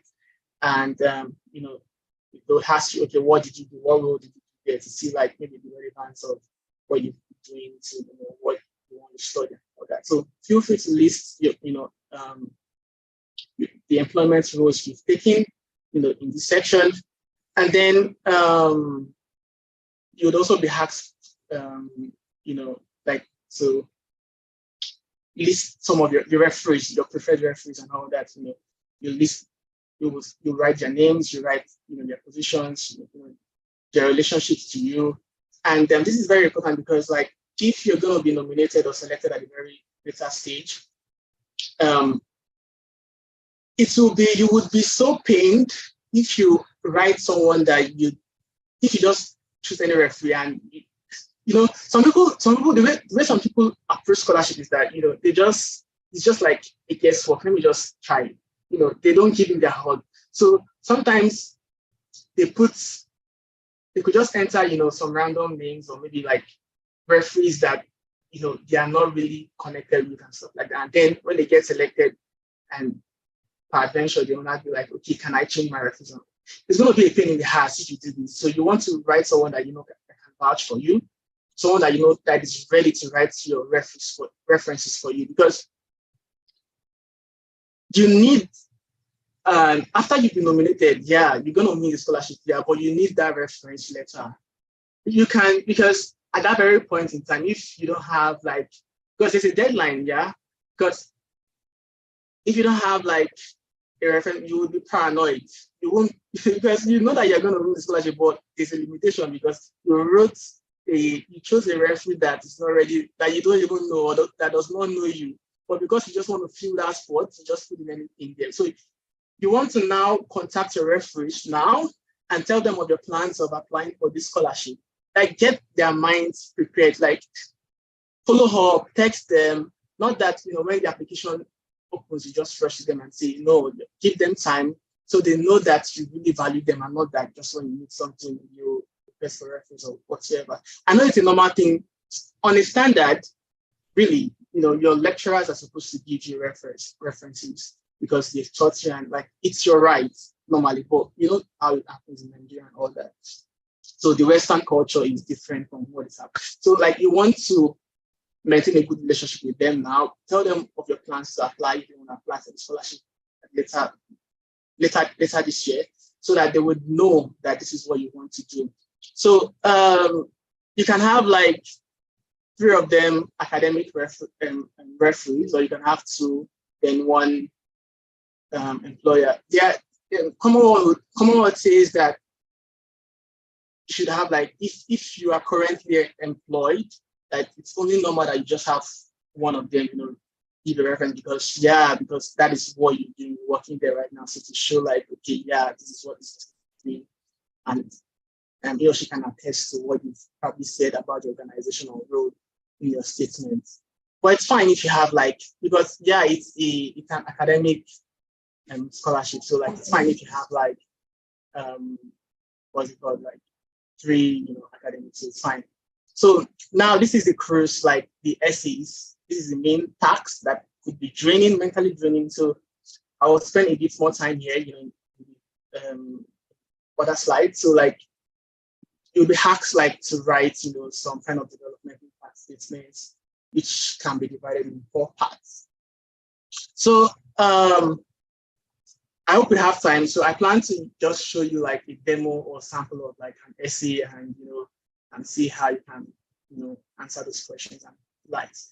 So like, I've divided the part into 4. So this is. I think you still have about 10 minutes or there. Oh my God! So I'll just run through then. So sorry. So the first part of the essay would be they want to see like you discuss about the issues in your country, like from the global, national, and local level. So you can.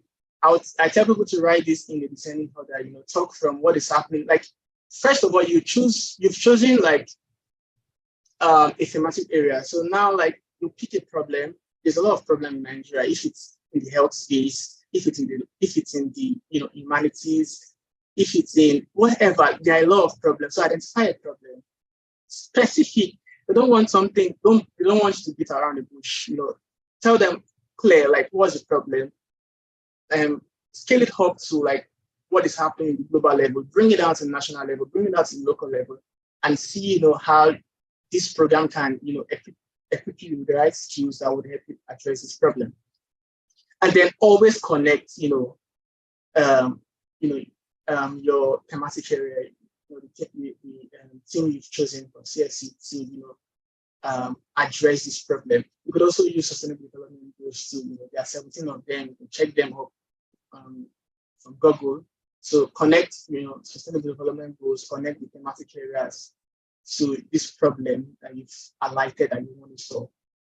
So yeah, so like they want to also see like in the second part, they want to see like how you want to, because they are investing in you. Their Commonwealth is very big on sustainability. So they want to see like what you plan to do like with this skill set that you've gotten after your program. So like in your own country, for instance, because the idea is that you're going back to your country to impact. Yeah. So like what do you want to do? Like how would this skill set help you to impact, after your scholarship ends? So that is basically what this question is saying. So yeah, in the third part, they will ask you specifically like what outcome do you plan to achieve? What is the time frame? Who are the beneficiaries? So like specific questions, like all these questions would come in form of essay, right? Like it could be mostly short essays, some long essays as the case may be, like 150 word count.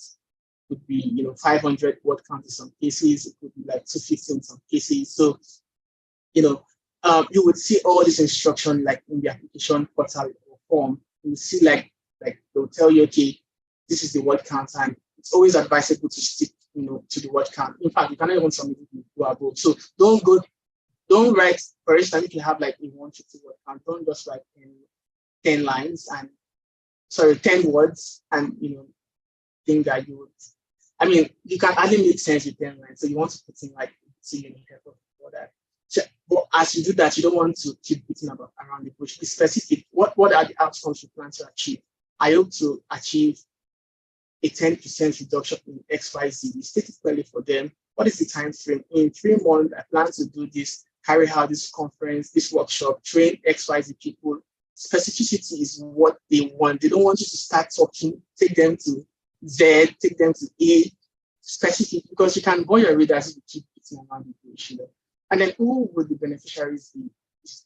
Okay, are you looking at, is your work going to address problems relating to children, adults, old people, policies, who are the beneficiaries? For Nigeria in codes, like everybody in Nigeria, like who are the beneficiaries specific?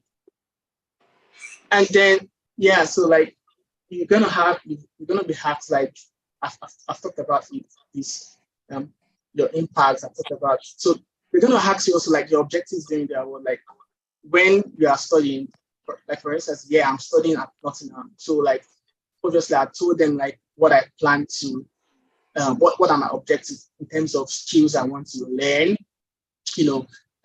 knowledge I want to acquire that would help me solve the problem. So black post. Yeah, can you still hear me? Now you can hear us. Yeah, so you're gonna be asked like, what are your objectives? You know, they're gonna be asked like the study plan. So I tell people to like when you're asked like to answer these essays, the objective and study plan essay and essay part, I advise people to really go to the school website to see like the basic components in the modules, like what skills, like because UK schools are very, very, I think they're explicit enough to, they always highlight like the hard comes for each module and the skill set that you could get from each module. So because you can write abstractly, you can write about like a skill set that your university is not providing. Because basically the Commonwealth Shared Scholarship, they're going to send your essays to these schools. Yeah, that is why it's a shared scholarship. So like when they see like an essay that okay, they can't relate to what they are doing in school, obviously I'm not going to pick that person because this person has written something else different. You can be writing beautiful things, but that is not what is obtainable in that school. So you want to check the school website to see that the skill set you say you want to gain is what is being taught in the school, and the modules that you say you want to take are modules that are being taught in that particular school.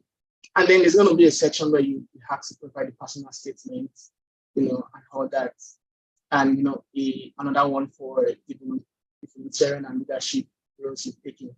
So this, maybe I'll come back to this maybe when there's questions or stuff like that. And this was a sample essay that I plan to look at, break it down into different parts or components, or maybe if you can do it maybe some other time when the scholarship opens. But like I'll just run down through all my slides. So basically, how to apply? You apply basically on CSC portal. This an official portal. There is no charge to apply for the Commonwealth Shared Scholarship, but it's a simultaneous application. Yeah. So like after you apply, to via CSC portal, you are expected to also apply to the university. So in some cases, the university might have application fee, but I think a lot of universities in the UK, they don't have most of the universities say, let's say about 80% of them have to application fee. But to apply for CSC, there's no charge. Basically, don't let someone scam you and say like, let me apply to CSC and you should even apply for yourself. So and then so you have to go to the official website, apply. I always advise people to check with your university to know like if you're expected to submit, when you're expected to submit the separate application to the school, because it might be different. Some university might say that okay, you need to submit your statement of purpose or your application package to our school, same time Commonwealth Shared Scholarship schools in. So you'll be on the safe side. So universities will be like, okay, you can submit your application, say like maybe Commonwealth Shared Scholarship is closing, say on the 30th of January, for instance. Some university might be like, okay, you can submit your application, say in February, after the Commonwealth deadline is passed and all that. So for some universities will be like, on that same date, submit your package to this. So you want to check with universities because different universities, different admission application policies. So you want to check with them to be sure that you are doing the right thing. So like some of the required documents that you need, like I've said, you need like a proof of ID to show that you're actually, a Commonwealth resident, permanent resident. So you do this by submitting, say, your national ID or your passport. So any kind of work really.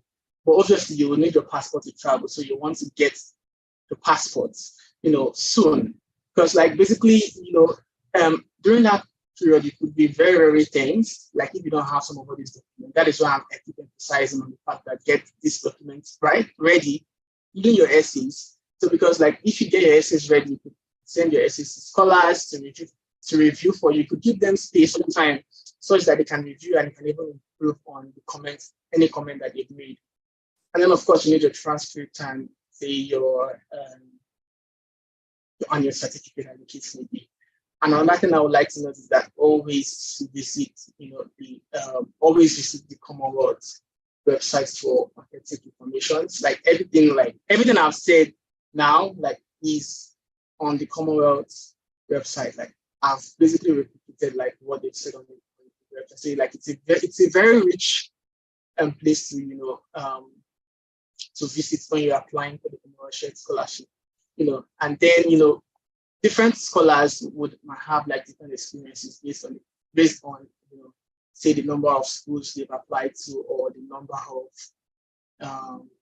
number of schools they applied to, and the type of schools basically, because it's different. Some schools have different application process or admission policies by schools like that.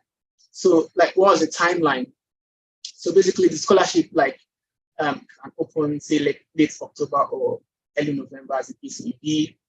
And then you have to apply before a particular deadline. For instance, this year is going to open sometime in maybe late October or early November as the case may be. I don't know. And you must apply before a particular deadline. And then after you apply, they screen your applications, say they send your applications to the school. Then if they find your application or your essays worthy, they would contact your referees that you provided earlier to send references on your behalf. Sometime in March or early April, some schools will nominate. Some schools will send you they would give you like some kind of green light that, okay, yeah, we are considering sending we are considering, you put your name forward as the nominated candidate, blah blah blah blah. Some schools will wait till after Commonwealth has sent the references to you. So like, as I said, different schools, different way they do their things. Some schools would do some kind of interview, before they send nomination to you. For example, Brunel University applied to about 7 universities. So like, I kind of got a kind of feel of how different universities operated. So Brunel University for me, like they did a kind of interview with me, even though they had sent me like a kind of mail that, oh yeah, like you are like a potential candidate, blah, blah, blah, blah. So like some schools might do interview, some might not do interview. So like it could vary. So after that, regardless, you get like a mail sometime in April about your status. So it could either be you've been nominated, like you are the one getting this thing, or it could be like you are reserved, calm down. So like, why? Okay, like, I mean, it's like this because some people like me that chose like multiple schools. That is another beautiful thing about Commonwealth. You can choose like a lot of schools. Like it's not limiting. Like as long as like it fits into the program. So like, but then you just get to select one. So like in an event where like I have like nominations from like say 5 schools or more, anyhow, or more than one school, like I would, after I select the one I want to pick, they would send a form to me. I would accept one. So after I accept now, like say like another candidate that was reserved in my school, which is also a very top good candidate, he or she can be upgraded at this point to, take up the award because I rejected this school and stuff like that. So thereafter, you're engaged with your university contact person, then you do your TB test, visa application, apply. That's why I said you need your passport, because you won't be able to process your visa, because Commonwealth will not pay for your passport. So I don't think they do. I stand to be corrected. So like so you need your passport, your visa application, obviously, and to fly out of Nigeria, and then you would attend the departure event if you are exposed, and then you arrive at the beginning to begin your program. So what is the selection criteria? Basically, it's a very free and fair process. It's very transparent. I've had the opportunity to interact with like some of the stakeholders of Commonwealth. So it's really, really transparent. I kid you not. So like it's based on merit. It's based on the quality of your study plan. And it's based can on, you hear me? Yeah, I can hear you. I'm almost done already. All right. In 2 seconds, I'm almost done. So it's based on your potential impact. So like this is like some of the metrics it needs to grade applicants, basically, and that is all. Thank you. All right. So I can take questions and. Yeah, so if you have questions for Goshen on the Commonwealth Shared Scholarship, at this point in time, kindly make use of raise hand option, check the reaction. You can actually raise your hand and then we'll allow you to ask your questions. Meanwhile, Gushen, thank you very much for this explicit, very informative session. Like this was well packaged and brutally delivered. And I believe that it can help anyone that is serious to be able to put in a very competitive application that is deserving of a Commonwealth Shared Scholarship Award. This is perhaps one of the most competitive scholarships, if not the most competitive, that one would apply for, because it has very limited slots and thousands of applicants from the Commonwealth countries are applying for this. So please, would like to take questions. So if you have a question to ask, kindly raise your hand or drop your question in the chat box, and we'll quickly address it before we move to the next speaker. Thank you all. Questions, please.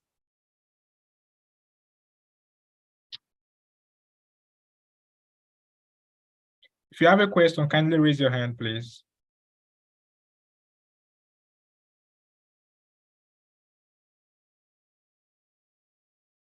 Hopefully that everybody's clear for questions. Okay, there's a question on the chat box. Let me quickly check that. Okay, so Mr. Goshen, with your kind permission, I will be needing your assistance to guide me through. I've already seen you. Oh, all right. So what Mundus is actually requesting is that I think it falls in within your field, and I will be requiring some guidance from you. So that is actually fine. So let me quickly address this. After this webinar, we will be providing some close assistance to people that will be applying for the Commonwealth, Chevening, or other scholarships. So we'll be able to move people to dedicated groups where we'll be providing some close mentorship. And I believe that it will be a medium where people like Goshen will continue to provide support. And he was part of the people that provided support for our Commonwealth Shared Scholarship applicant, our mentorship platform, for the last application that just ended December 3rd, if I'm not December 13th, actually, if I'm not mistaken. So that request for me, I think, is granted. Another way you can connect to Goshen is to just maybe go on LinkedIn and send him a request where you'll be able to chat with him privately. So that is fine. So more questions, please, if you have questions to ask. So Goshen, I would like to know, we know that Commonwealth Shared Scholarship is one of the most competitive scholarships that one can actually apply to. And it's very, very prestigious as well. So in terms of, okay, the possibility of one getting selected for a Commonwealth Shared Scholarship on a scale of 100, the last time I checked, it was really, I think I shared that with you. That's low. I don't know, because I would like you to educate our audience on the possibility of being selected for a Commonwealth Shared Scholarship and things probably they should be doing between now to the next application cycle, okay, to be able to boost their applications compared to their contemporaries. If there are tips you would likely want to give at this point in time, just maybe in 2 minutes. Yeah, so thank you very much for sending the question. So really, for the Commonwealth Shared Scholarship, basically, so I think like for previous years, they've been set, like, for instance, during our cohorty, like they had like about 202 thereabouts or 200 scholars. Around 200, in like across like, Commonwealth nations. So like it's really competitive. It's that competitive. So like I think the percentage should be around, like when you say like the pool of applicants and then say like the number of people they select, it should be around say 15 or 15%, like all that. So like it's really tight. So but like that depends on, it's tight, but it depends on how tight you are, right? So like that brings us to like what you should be doing, to be among like selected ones. And so to start off with, Commonwealth is big on impact. When like the vision and mission of a particular funding opportunity, you can tailor yourself to meet the requirements. So what you should do is take up volunteering roles that are relevant to what you want to apply to or what you want to do. And impact. It's not enough to take up a volunteer role. It's about how you impact first, as I'm impacting now. as I'm talking to you. I'm spending like good quality of my time out of my study time to talk to you. Like, it's an impact, right? What God's time is doing is an impact. It's hosting this event, it's an impact. So, do something that is relevant to your field and, show impact. Take volunteering roles. Start writing your essays now. Now, don't wait till like when the scholarship opens, because like when you write an essay for the first time, look at it again, you see things that you can even improve on and amend. So like, I feel like these are some of the things that you can actually start doing now, taking on volunteering roles. I presume that everybody here is a graduate or like has gotten the first degree, so there's nothing much you can do about, maybe there's nothing much you can do about your grades. But if you're still in school or your final year, please put in the work and see if you can, boost your CGPA, because it's gonna be good. It's gonna be good. It's gonna, hard points to you. And then like if you are in your final year too, and like you can do a really good project such that you can even upskill. You can even talk about it in your essays and how it's going to impact subsequently when you get your master's. So those are some of the things you can do while you wait for the application portal to open later this year. All right, thank you very much, Christian. In the absence of any other question, I think we will just move straight to the next speaker. Olamide Opayemi will be talking about the Commonwealth Masters and PhD scholarship. So Olamide, you have the next 25 minutes to 30 minutes. So let me quickly say this now. So the Commonwealth Shared Scholarship and Commonwealth Masters Scholarship seems to operate same way, but the mode of selection is quite different. And I think that is just the dissimilarity actually. So I believe Goshen has already laid a very solid background on the application process itself. So I think you could leverage on part of what he has said and move to the other aspect, like the uniqueness and the differences between the two, and highlight more on those differences so that you'll be able to save your time as well. So you have the microphone. All right, thank you, God's time. You're welcome. Yeah, I'm Olamide Oyeyemi, not Opeyemi. Oyeyemi, I'm so sorry. That's right. Yeah. That's right. All right, good afternoon, everyone. Good afternoon. Let me share my screen.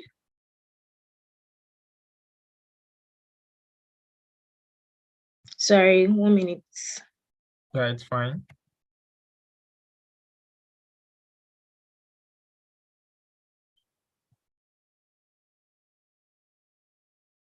Can everyone see my screen? Yeah, we're gonna see your screen. Okay. So let me just go straight to the points. I'm Olamide Oyeyemi Victoria.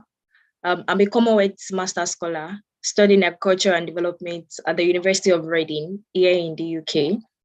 So not to waste so much time, the difference between Commonwealth Masters and Commonwealth Shared is just that for Commonwealth Masters, you have to apply and you'll be nominated by some bodies or organizations.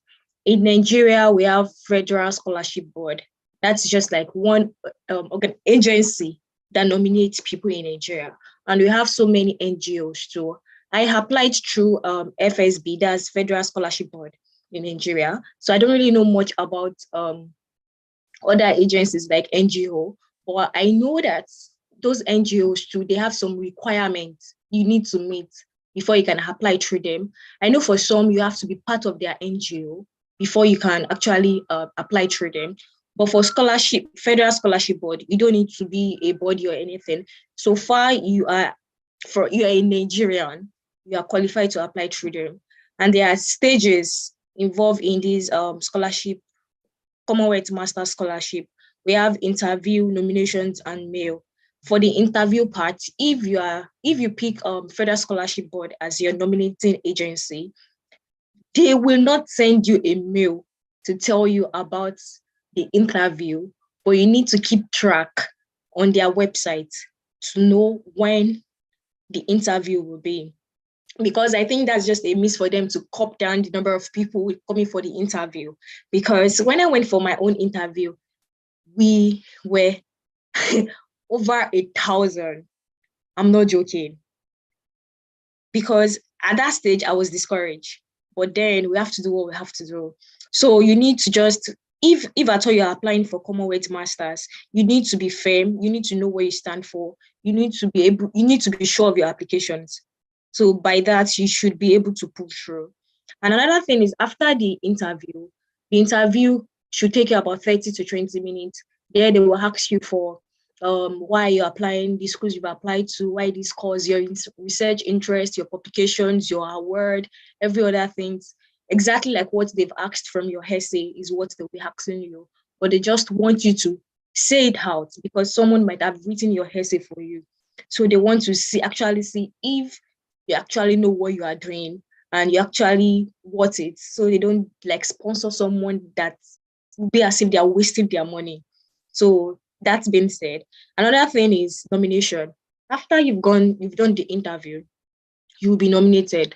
Mind you, you will not receive a mail that you've been nominated because after nomination, it's still uncertain because they'll send your name to CSC, that's the Commonwealth Scholarship Body Commission. They will decide if you meet the requirement and check your application, why your application stands out and why they prefer you to another person. It's not as if the FSB is going to nominate you and that's it, no. Commonwealth will also do justice to actually see that, oh, this person wants it, oh, that's true. If we sponsor this person, we are going to get what we want. We are not wasting our money and stuff like that. After the nomination and CSA has confirmed your application, they've confirmed the nomination that yes, this person actually wants it. Then you receive mail from CSC telling you you've been selected. Because most people get it twisted like, oh, if this, after nomination, I'm supposed to get a mail from maybe FFC or your nomination board. I'm not getting a mail, what's happening, this and that. Some people, we even say Nigeria factor, but Nigeria factor does not come to play here because CSC has the final say, not the nominating agency. So let me go to things you have to do before applying. Before you apply for a scholarship, first thing first, you need to get your transcript. It is very important. Some people will tell you they want to apply for scholarship. Then you ask them, do you have your transcript? They will tell you no. So I'll be like, so why do you want to apply for a scholarship if you don't have a transcript? Even aside scholarship, you can't apply for any MSc outside Nigeria without your scholarship. If you have to pay your school to get them send it to you or stuff like that, you need to get it because it is very, very important. Even before you apply for scholarships, there are things that you need to know. For some scholarships, you need to apply to a school, have the admission before you can apply for scholarship. Not like you apply for scholarship and you think that's it. So we get to that later on. Then you need to understand your undergraduate course. This is like, you need to know if, like now I studied agricultural extension and communication. Under agricultural extension and communication, during my undergraduate, we did a lot of courses. So that actually opened my eyes to, oh, if I don't want to focus in this area, I can actually do this, I can actually do that, I can do communication, I can do extension, I can do agriculture and development. It's just like knowing what I have different areas where I can focus on, and at the end of the day, we still bring me back to agricultural extension. So when you have like about 10 things you know you can do from your undergraduate course, then you need to find your niche. Maybe from those 10 different areas or different programs that you've actually find out, or you've actually research that you can do, you need to find your niche. You cannot do everything. You need to know what you want to focus on. That will be like your area of research, like your specialty. You need to know that, oh, out of these 10 things, I want to do this because this is what will actually help you to know the kind of scholarship you want to apply for, the kind of program you apply for. If you don't know these things, you cannot apply for scholarships. It's not even scholarships. You cannot apply it for programs outside Nigeria. Like I can't remember what the name of the first speaker. Pardon me, I've forgotten his name. Yeah. He said that you can. I studied agric extension now. I can't just go to maybe schools in USA and start looking for agric extension. No, I can't see it. And it's not as if they don't offer those courses, but they offer those courses. They call them different names. So you need to know. If you study like Goshen, he studied biochemistry in Nigeria. It's not as if we cannot see biochemistry in the UK or but you need to know your niche. He actually took time to know where he wants to focus on, his interest in biochemistry and stuff like that. That's why he's studying biotechnology. So you need to know what interests you in that your course, in that your field. That's going to help you to know schools to research on, schools to apply to, and the kind of scholarship, the kind of program you want to apply to. So that brings me down to search for schools that offer your courses that interest and suit you. Like I'd already explained, check and read the modules of the program. After you've seen a course that actually interests you, check the program to see that the program aligns with what you want to do. There are some programs that it sounds so nice, but checking the module, you actually see that, oh, this is not in line with what I want to do. Then you need to check the school requirements. You need to see if you actually meet the school requirements. There are so many schools that, oh, the course is what you want to do. But check if you meet the requirements. They might tell you they want just first class and you have 2-1. So applying to those schools can actually be like a waste of time.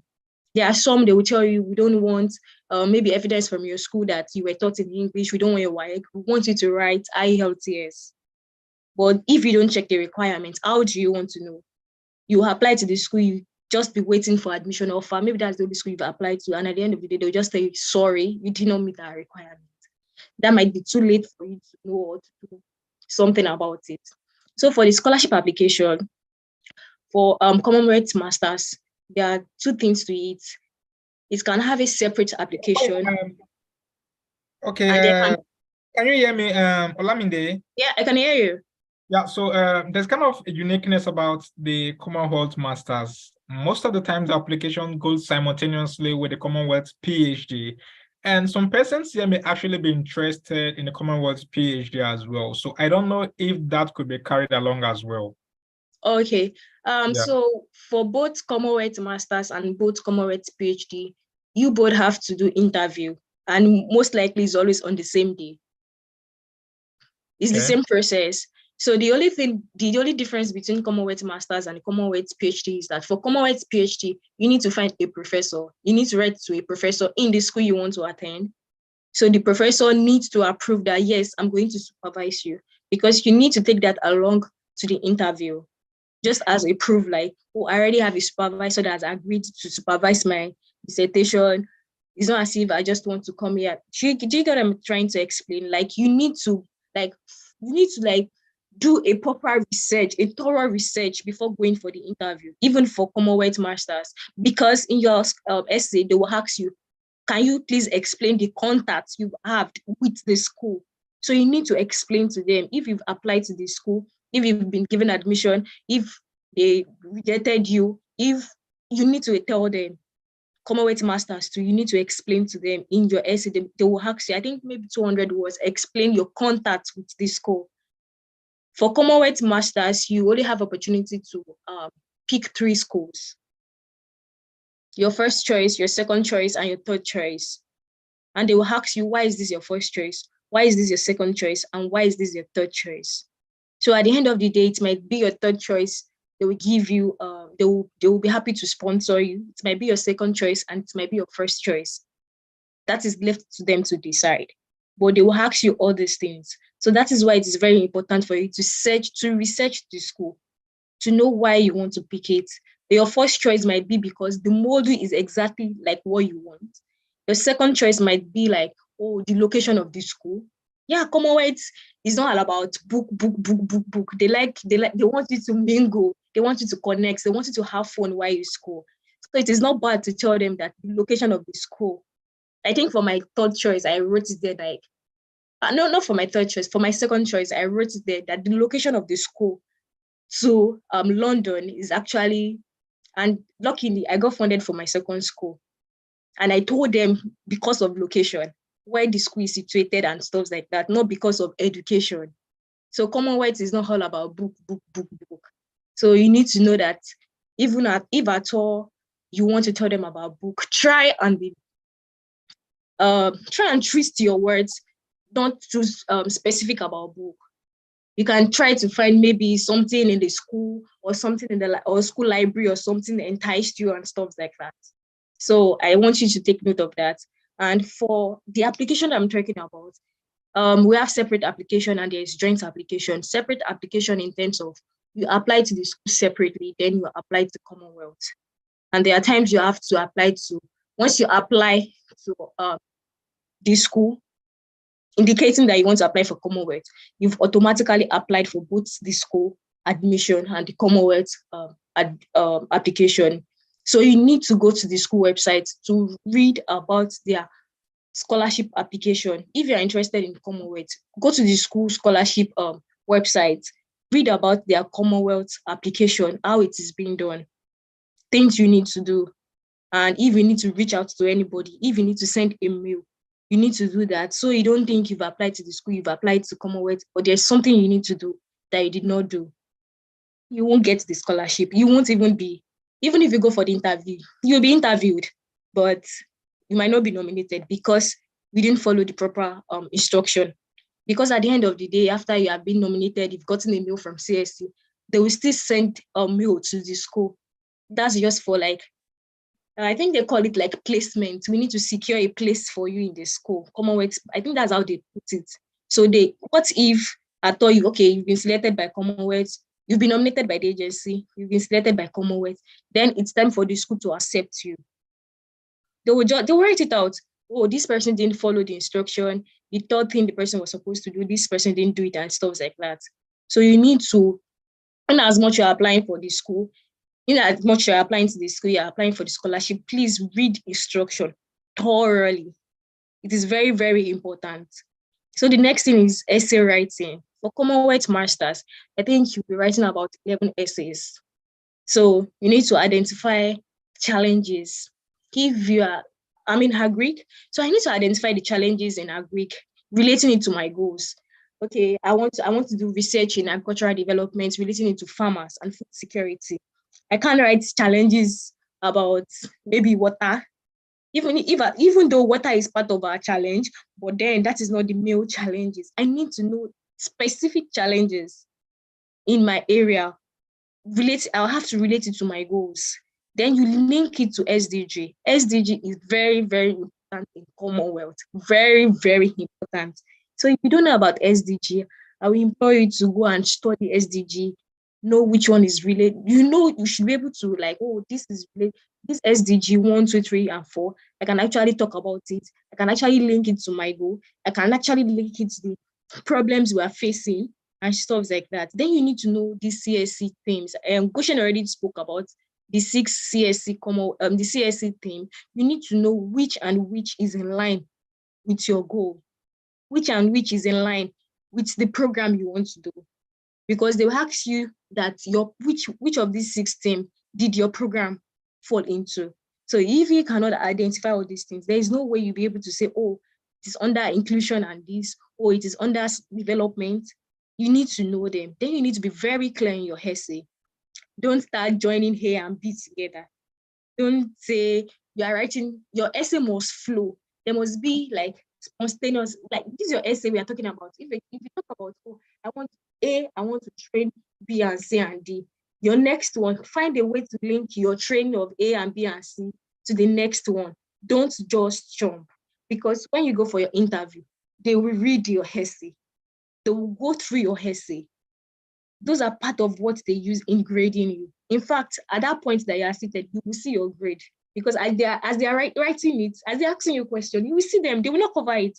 They will let you see it, your grades. You will see your grades. But at the end of the day, you might not know what you have in total. Or at least you will see part of your grades. So it is very important for you to be so specific in your essay. If I told you are like, oh, this thing I've written, I'm not sure of it, and this, give it to people to review for you. Don't be shy. I have a friend. I literally disturb him every time. Like, please, can you review this essay for me? Please, can you do this for me? Please don't be shy.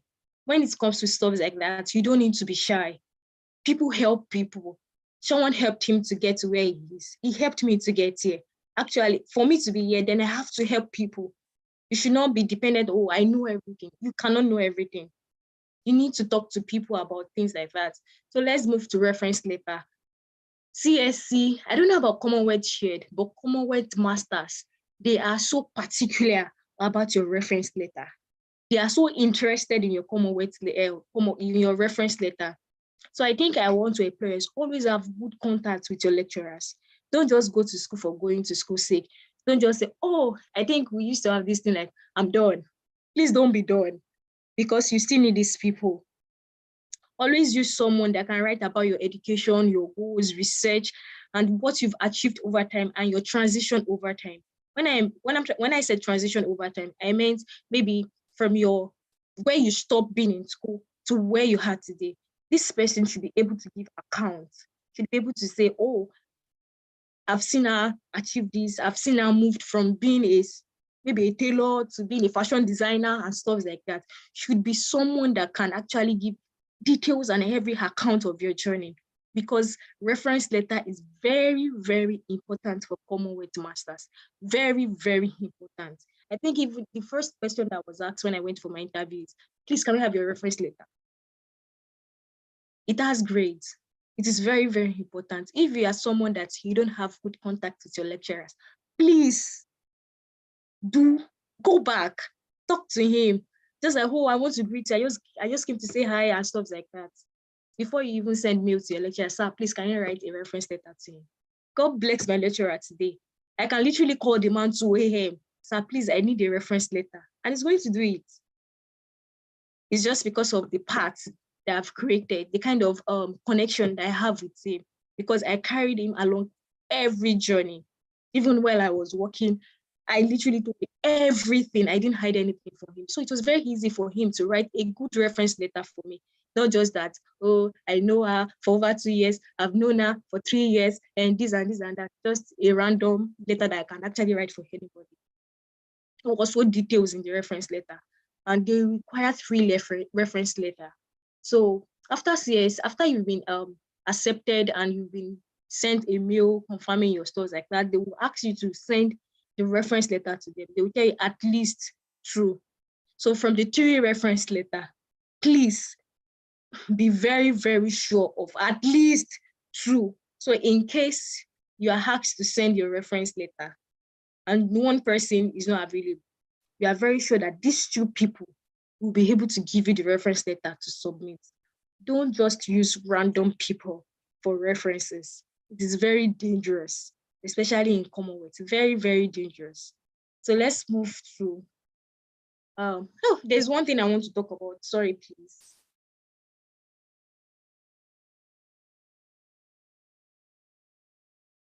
For Commonwealth Masters, Commonwealth Masters is fully sponsored by Commonwealth.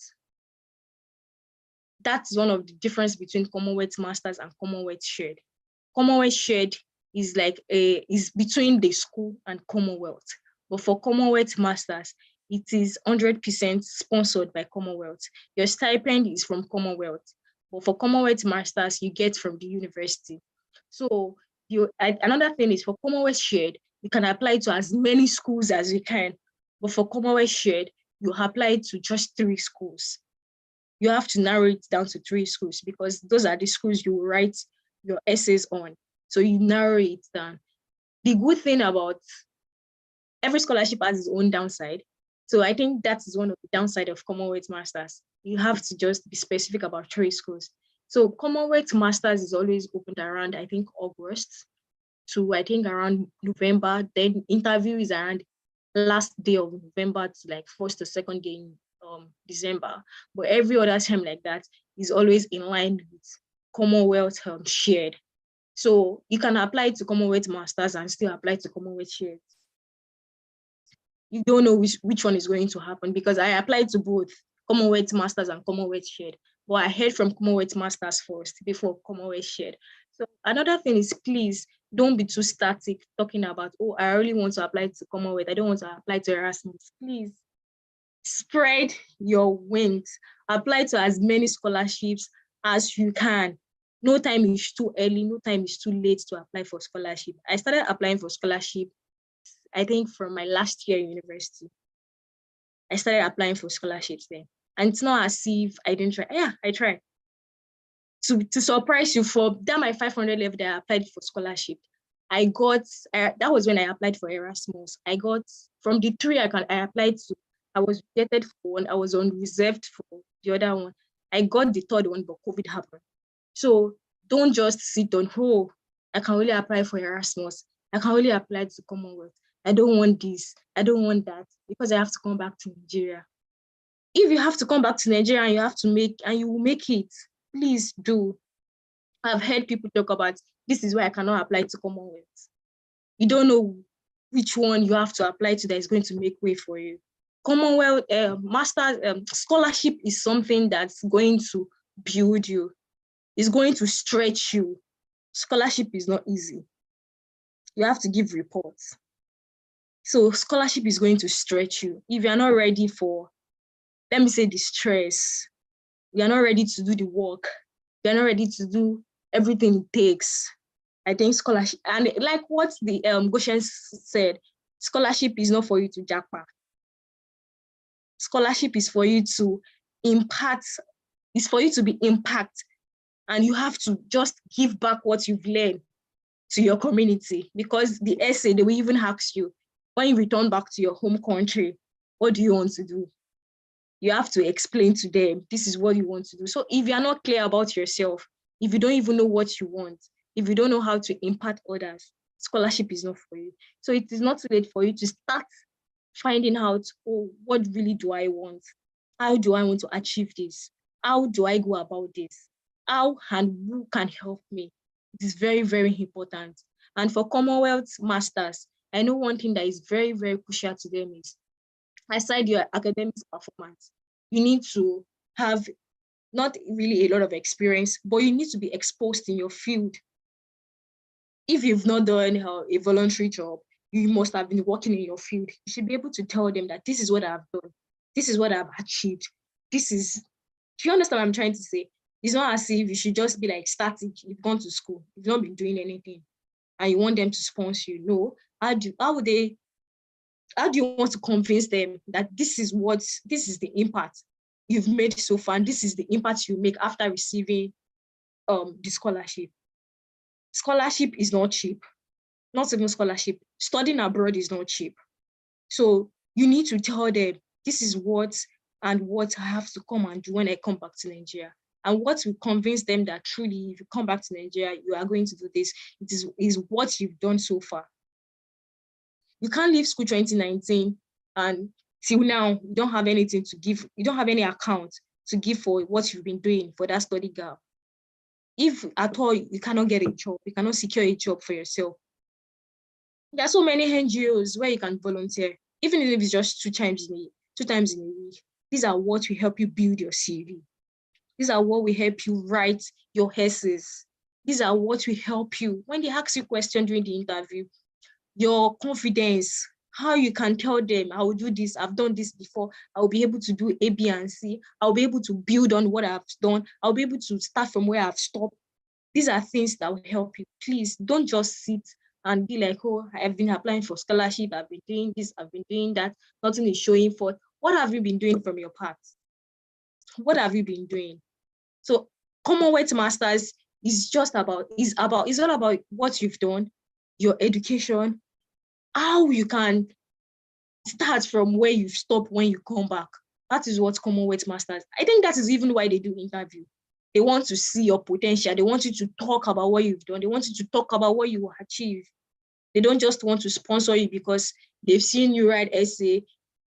They know people pay people to write essay for them. So they don't want to sponsor people like that. They want someone that can actually explain what you've written in your essay, because they can even ask you, okay, you wrote this and this and this in your maybe developmental impact essay. Can you please explain to us what you mean?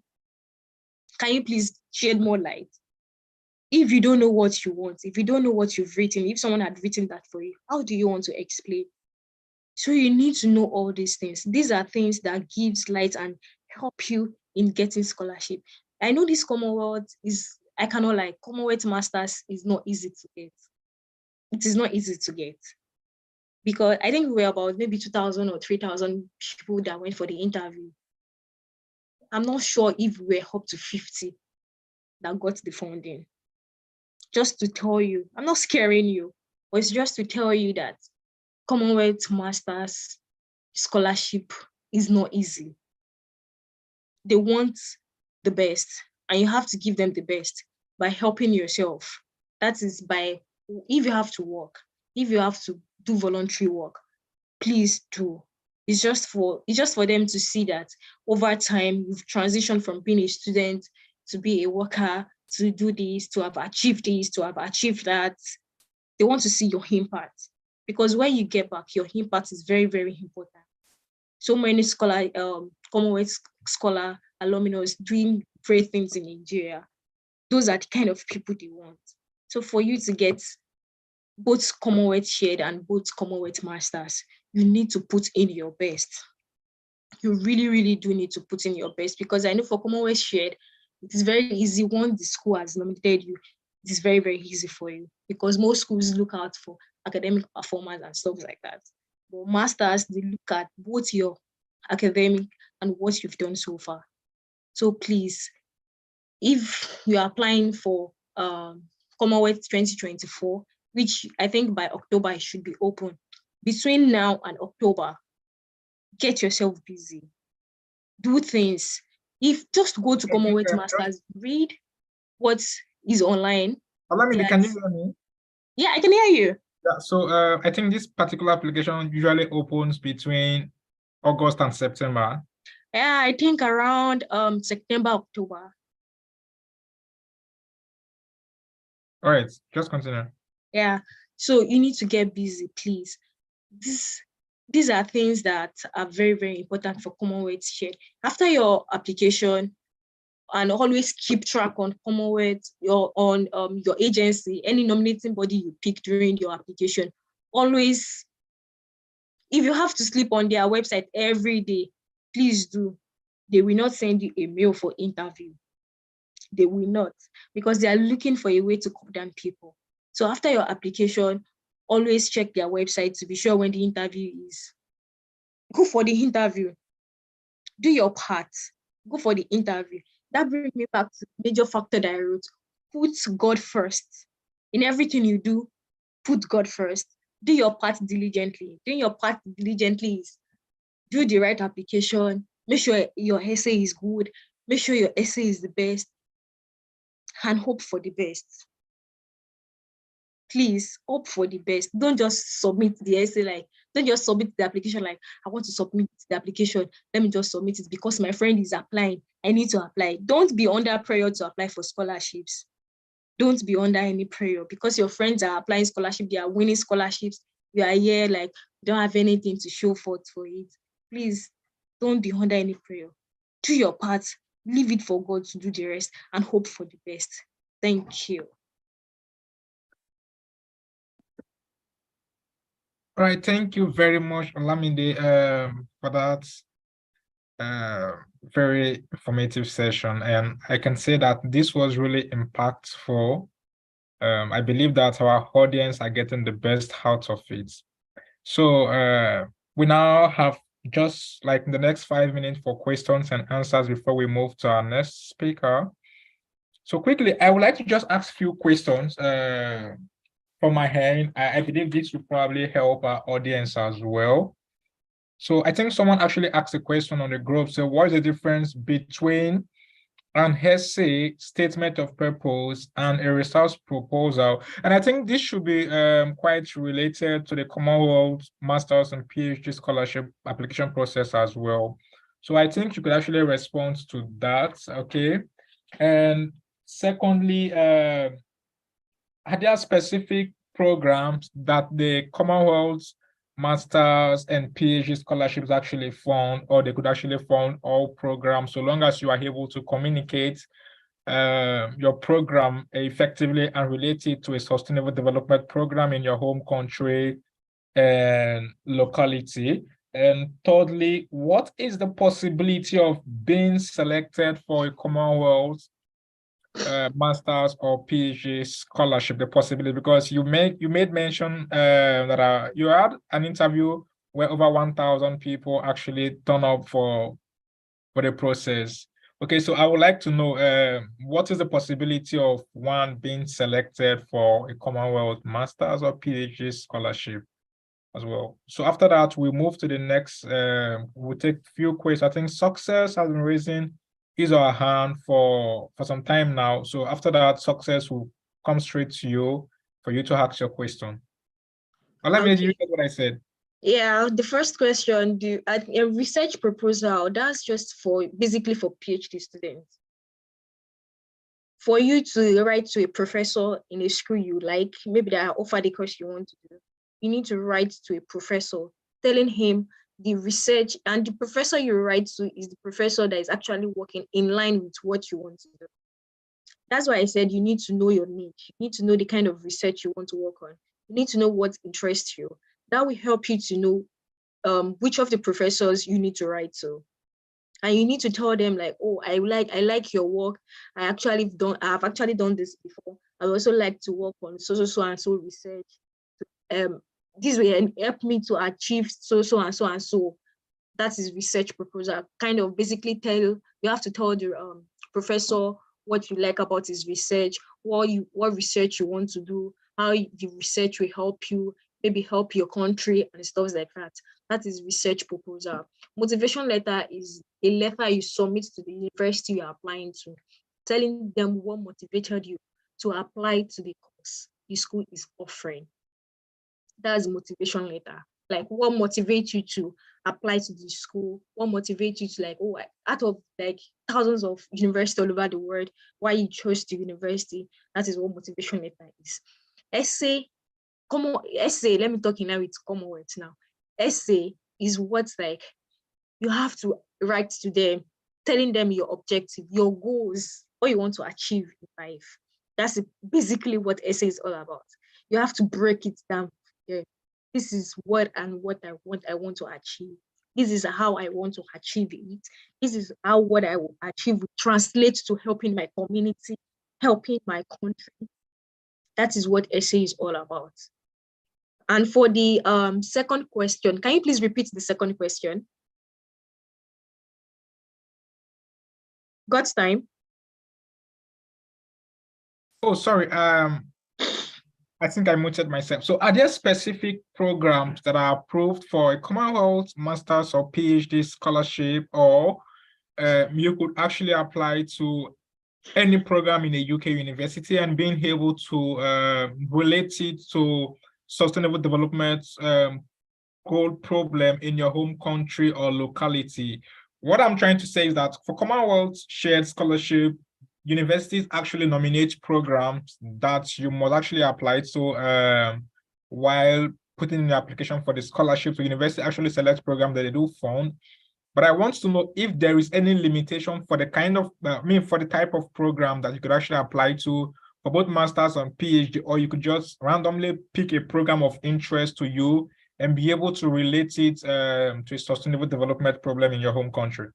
Okay, for Commonwealth Masters, they have specific school and specific course they sponsor. So I think for last year, they sponsored for my school. My school had just 2 courses. So I think for 2 years ago when I applied, my school had just 2 courses. So I think as at last year, they had just 1. And there were some schools there 2 years ago that CSC did sponsor last year. So for Commonwealth Masters, they are specific about programs and schools also. Just like our Commonwealth shared as being specific about courses they want to sponsor, it's the same thing for Commonwealth Masters. Commonwealth Masters too. They are specific about courses they sponsor. And the last question, which says chance, I can't actually say what the chances is because I don't know. 2 years ago, 10 people might have applied, and last year, 20 people might have applied, and funding might have reduced.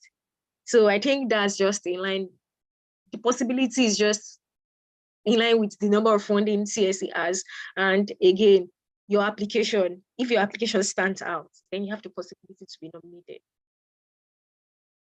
And for your application to stand out, you have to have a very good, both academics and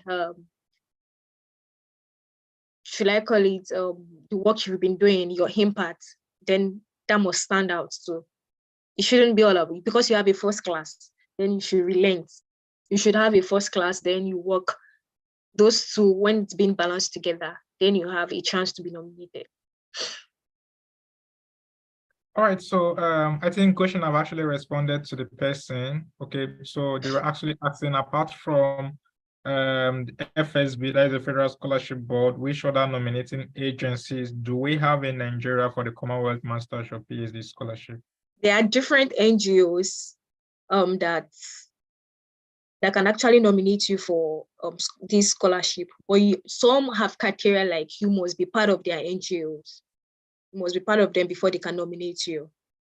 So you need to hear, someone just said Forum for African Women Education is here. I have someone that was nominated by this NGO last year.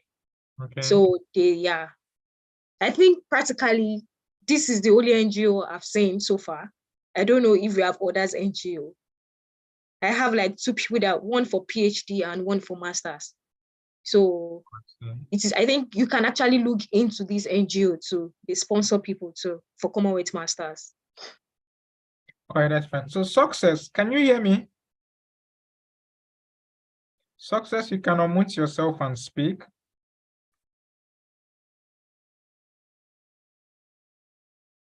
Success, can you hear me? Okay, all right. I think Success was trying to ask a question and the hand was raised for over 15 minutes. But unfortunately, she's yet to respond if she could actually ask the question or not. So, Olamide, thank you very much for that wonderful presentation on the Commonwealth Masters and PhD scholarship. Yeah. So, Sorry, I'm actually seeing someone ask me a question like how we can navigate 1,000 people and win the award. But I don't know. Yeah, that is me. That is me. Tell me. I don't know. Pray to God. Yeah, no, it's really crazy, you know. Yeah, it's crazy. So crazy. As a matter of fact, let me shock you. I finished my interview around 10:40 something p.m. Incredible. Wow. So the thing is, like, getting selected for a Commonwealth, it has shared masters or PhD scholarship comes with a whole lot of sacrifice, and there's a lot that usually happens. This is why we are always proud to be Commonwealth scholars, because it's not really easy to be selected for this scholarship where you have thousands of people applying and then you just get, I mean, it's really, really nice. And I appreciate Commonwealth for this opportunity, honestly. I'm serious. Thank you very much, Olamide. Let's move to the next speaker, Anointed, which is the Chevening scholar at the University of Sheffield. Anointed, are you here? Yes, I'm here. So next, we would like you to tell our audience about the Chevening scholarship, what it's all about, the application process, the requirements, and the tips to getting selected for this very prestigious scholarship, mostly competitive, rigorous process with just 4 S's actually, but then it seems to be very, very competitive and very technical to navigate through. So you have the microphone, so you could just educate our audience about the scholarship, mostly preparing them for the next application cycle, which I believe should be opening August to November this year for 2024-2025 entry. You're welcome. Right.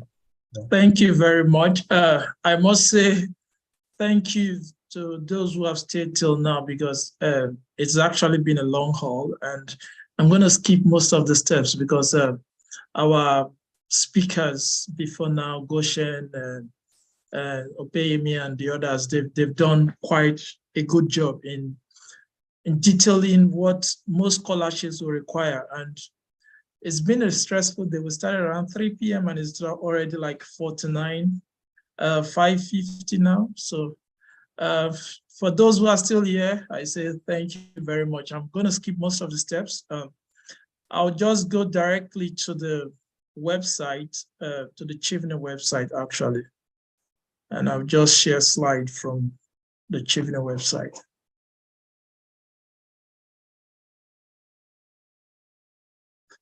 So the first thing I want to talk about is the Chevening scholarship, just like the others have said. I hope you can, Godson, please. Is my screen visible? Yeah, it's visible actually. All right, so the Chevening Scholarship, like the Commonwealth, is being funded by the UK government through the Foreign Commonwealth and Development Office, FCDO. Every year, unlike Commonwealth that is meant for only Commonwealth countries, Chevening also covers globally over 61 countries all over the world. And every year, last year, for our set, we had about 60,000 applications and about 1,200 or about 1,000 to 2,000 were selected. So roughly about 1%. Now, the focus of Chevening is actually on leadership. So here you can see the website says Chevening enables outstanding emerging leaders from all over the world to pursue a one-year master's degree. Chevening only funds masters for 1 year. It's not, if you have a 2-year master's, you can't go for Chevening. It must be 1 year. Another condition is after you've gone for your Chevening masters, you have to return back to Nigeria or whichever country you are from. So again, it echoes what the other speakers have said, that scholarship, no be Japa movement, I'll be waiting.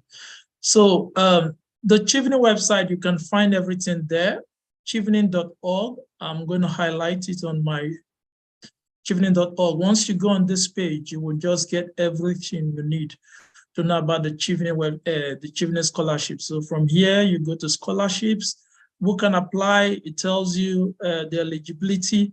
I'm just going to look at the eligibility, just a few of the things. First of all is that you have to be from a Chevening eligible country. Nigeria is one of them, and so many other countries around the world. You have to return back to your country after completion of your course. The other thing is the work requirement. For Chevening, you have to have like 2 years work requirement. So meaning, and the 2 years work requirement, do not be scared. If you volunteered for a role, whether paid or unpaid, it counts. If you did your NYSC, it also counts as the 2 years, and it's calculated in hours, actually 2,800 hours. So for example, most of us that work in Nigeria, you'll be working more than 10 hours per day. So by the time you calculate it for 2 years, for 1 year, you'll see that you've exceeded even more than these 2,800 hours. And so that's it. Then, like Goshen, I'm going to skip most of the things because of time, like I said. So I'm going to go straight into the essays. For Chevening, you need to write 4 essays, actually. There are 4 essays in Chevening. The first one is based on the school you want to go to. The first one rather is based on leadership. The second one is based on networking. The third one is based on the school you want to go to. And then the fourth one is on your career goals. There are 4 essays in Chevening. The first one is based on the school. Godsign, I can hear the echo of my voice. So sorry about that, okay. All right, so it's clear now. Yeah. Okay. So earlier, our first speaker talked about the STAR approach. For Chevening essays, the focus is on STAR approach. And what does STAR approach mean? STAR means the situation, the task, the actions you took, and then the results. So in writing your essays, for each of the 4 essays, it's you need 500 words. So in that 500 words, you are supposed to describe a situation where you were a leader. And being a leader does not mean you held a position like president of student union or you were the CEO of a company. You can be a leader even as a follower. For example, if I'm volunteering for an outreach, a free medical outreach, let's say I'm volunteering for a free medical outreach, and I was not the one that organized the outreach. Probably someone organized it, but I'm just volunteering. And in that volunteering role, my own business was probably just to arrange the chairs, arrange people in the queue, give out numbers to people. I can actually detail that as my own leadership experience. So what happened in the leadership experience? What will I say? I will say the situation was that, okay, in 2019, I volunteered for so and so. because I volunteered for a free medical outreach because there was a pandemic in a community in Bielsa. You mentioned the name of the community. You have to be specific. Then the tax, you now say, in my role as a volunteer, I had to make sure that the people were orderly and had to get the medications and consultations, whatever they needed to get. Then the actions is actually what you actually did. You now begin to detail what you did. You now say, yes, as an exemplary leader, I was able to tell them to arrange all of them in a queue to go one after the other. As an orderly person, I had to tell them that you cannot jump the queue. I gave out numbers to each person. So you just detail the things that you did. And then the result is more like what happened after you were able to do all that. So in your results, you now talk about, okay, after I did this, we were able to attend to over 2,000 persons that day. We were able to treat over 2,000 persons. We were able to give out medications. We were able to give free consultations, free mosquito nets. Those are the things you detail in your results. As part of your results, you can also detail any awards that you got.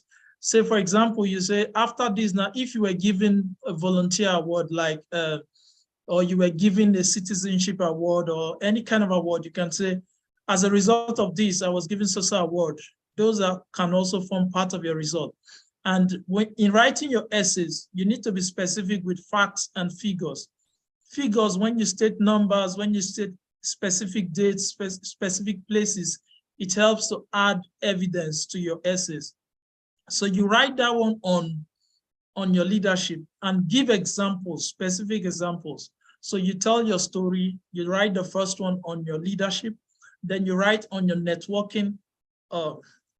So God's time, we are probably going to need another webinar to talk in detail about the scholarship, because the time is not enough, and I'm being conscious of time because I also have somewhere to go, and most of the people here are tired. Yeah, it's fine. So I think you could actually deliver. So I will just wrap up, and then probably at another date we'll get to discuss it more in detail. Because we actually would host a session for the Chevening scholarship before the next application. So within that period, we will still invite you. Okay, that's fine. So let me just give them like to give the information that is needed to hit their preparations actually. And the session is streamed on YouTube as well, so people could actually go back maybe later on to catch up whatever that they would miss. All right, that's fine. So then again, you have the one on networking. So the networking essay and the leadership essay, they're kind of similar, but the difference is in the networking essay, you are going to talk about how you leverage relationships to solve problems in the community. One other thing all the speakers have said is that for you to gain scholarship, you have to have been able to show working in your community. You must have evidence of community service or community development. And that can be in a volunteering role, it can be in a paid role, but you must be able to show that, yes, you've contributed to the development of your community, of your school, of your nation, in whatever place you are. You must have been shown to have contributed to developing that particular place. So in the networking, you can say, okay, in a particular conference, I met so person. You mention the name of the person, the place, the conference itself, and how you were able to keep in touch with that person. Was it via SMS? Was it via WhatsApp? Was it through Facebook? You mentioned how you've kept in touch. You mentioned as a result of that relationship, what did you do with that relationship? Okay, I met the CEO of a company in a conference, and then I emailed him to introduce myself, and then we kept in touch via LinkedIn. We kept communication, and we discussed ideas on how to solve a particular problem. And then I got into a community. I found out that in that community they did not have any water. And then I emailed a proposal to this CEO that I met, that this community does not have any water. How can we solve? And then we formed a partnership to solve the problem of that community. What did you achieve? So the networking essay, the leadership essay, you use the STAR approach, but the difference is in the networking, you prioritize how you form the relationship, how you leverage on that relationship, how you maintain the relationship and use it to solve a particular problem. Then the other one is, the third essay is on schooling in the UK. Why have you selected the courses? Because Chevening will tell you to select 3 courses and 3 different universities, 3 similar courses in 3 different universities. So why have you chosen those courses? You mentioned why you want to study in the UK, because it's UK offer 1-year masters. Is it because UK has a London Bridge? You know, we always sing about London Bridge is falling down. Is it because you want to watch I added that I am an Arsenal fan and I wanted to see the Premier League. I wanted to watch Arsenal Football Club. You add all those things. And then specific things about your course. In your particular course, you must research it very well to talk about the lecturers, the modules that you're interested in. Is there a module on statistics? Is there a module on human reproduction that you're interested in? The people that you want to meet, you have to state it very clear. And then you also talk about the reputation of your university or the course. Is your university ranked the best in the world? Like Sussex, people going to Sussex will always say is the #1 course in development, which is true. Are you going to Oxford and then is the #1 school in the world? You can even talk about things like the affordability of the city you are going into. So I'm in Sheffield, right? One of the things I said was Sheffield, the city of Sheffield is actually very safe compared to other cities and is also very affordable. And then the school is also part of the Russell Group of universities, which are very research-intensive universities. And then the career plan is one of the most important essays in the Chevening scholarship application. That is where you need to use the SMART criteria. And I think Goshen has already highlighted the SMART criteria on the chat box, talking about being specific, measurable, achievable, realistic, and time-bound. So in your career goals, it is advised that you break it down into 2 or 3. So long-term, medium-term, and then, short-term, medium-term, long-term. So in the short term, you talk about what do you want to do immediately you finish your course and you return back to Nigeria. The medium term talks about what you do in 3 to 5 years, and then the long term in 5 to 10 years or 15 years and above. And it has to follow the SMART criteria. For sake of time, I'm going to end here, but like every other speaker I've reiterated, you should be able to find something that you can contribute to the society. And that's the only way you are going to win scholarships. And then consistency is also important. This is my 3rd time of applying for Chevening scholarship. I started applying in 2019, but I didn't win till 2022. Some persons are fortunate, they win it on their first trial, but if you try and you did not get it, do not give up. Just keep working out, keep contributing to the development of the society, and I believe you'll make it. Now, again, this is the website. You can find everything you need to know about the Chevening scholarship on this website. Unfortunately, this current application cycle has already closed.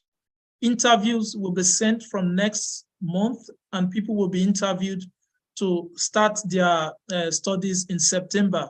And the next one should open around September, November, thereabout. So make this website your friend. Anything you need is on this website. We will also be there to offer advice at a later date, at a later time.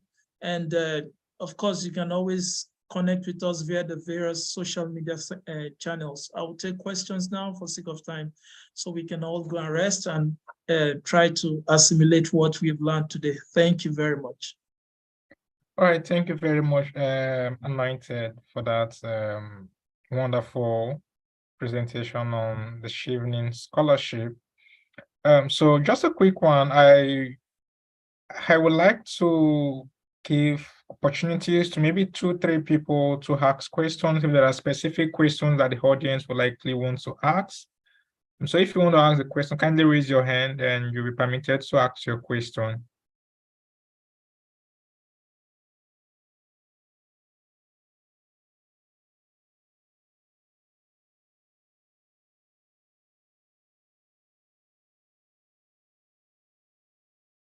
I think just one hand up, Chima.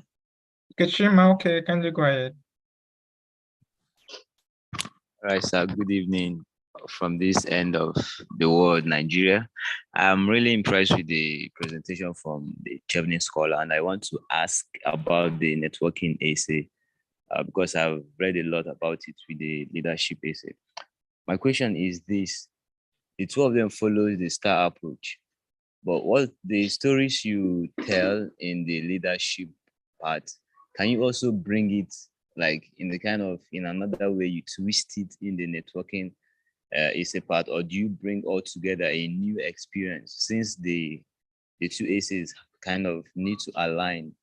So I don't know, how do we bring something different, total different story while writing the networking essay, and also different experience while writing the leadership essay? I don't know if my question is understood, sir. Thank you. Yes, it's perfectly understood. Thank you very much for that question. It also shows that you've done research actually on the Chevening scholarship, and it's for most scholars and most people who want other people to succeed as well. We are always happy when we see people who have demonstrated at least some knowledge on the scholarship they want to get, and I must commend you for that. The networking essay and the leadership essay, like I mentioned, also follow the STAR approach. However, the difference is in one, you are talking about relationships, how you've leveraged on relationships, and the other one is purely about how you've shown your leadership skills. Chevening is a very competitive scholarship, so it will do you good if you can show a variety of examples. Remember, in your leadership essay, you are expected to give like 2 or 3 examples because a lot of persons are applying. So you need to show that you've been able to lead with different examples. Let me put it that way.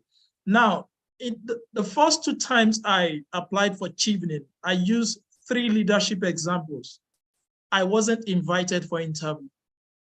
The last year or was it last year now? Or the last time I applied, I used 2 leadership examples, but in that 2 leadership examples, I was able to clearly show that I have been a good leader. And then in my networking example, I used 2 examples still. The previous years, I used 3 examples. In the 2 examples, I was able to clearly outline how I have built relationships and how I've used those relationships to impact on my community. So it is better for you to show variety by using different examples in your leadership and your networking essay. But it's not just about giving examples. It's about clearly using those examples to show what they want. If it's their networking examples, show clearly how it will help. And because I've seen that you've shown some level of seriousness with the scholarship, I wouldn't mind if you can send me a personal message, a private message. I'll be able to detail more using my own as scholarship examples, my essay. So I'll be able to explain more to you later. Thank you.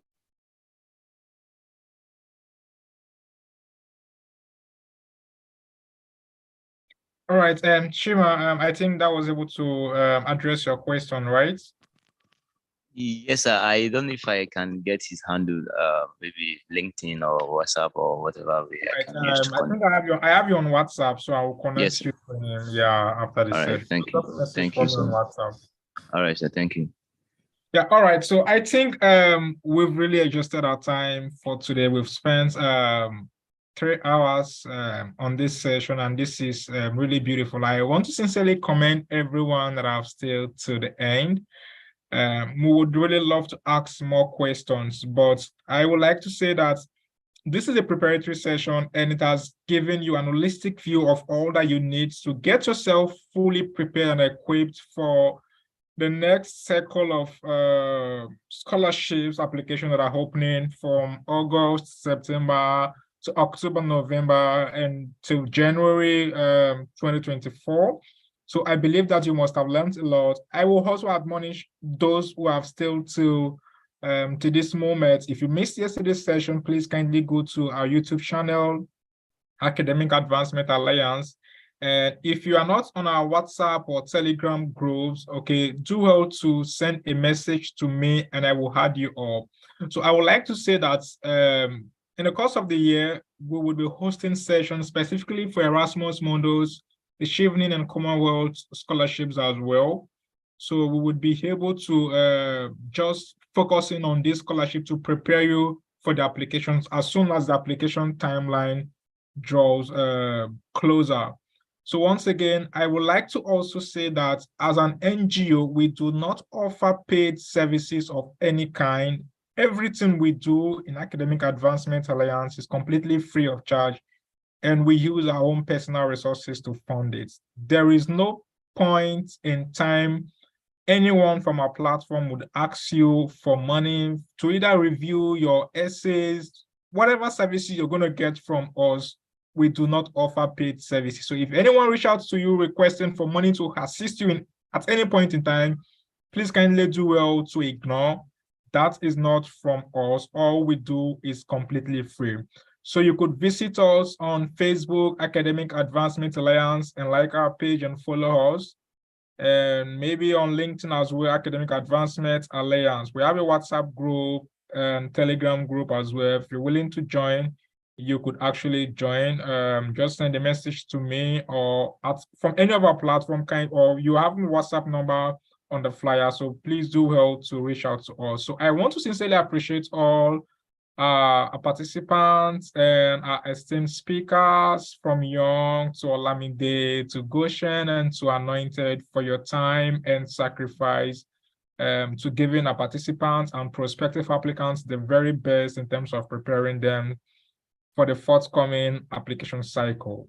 My name is Ezekiel Godstein, and I'm the convener of the Academic Advancement Alliance, where we provide this kind of mentorship and capacity building opportunity to young people across Africa to be able to access quality education around the world to promote sustainable development in Africa and in their home countries.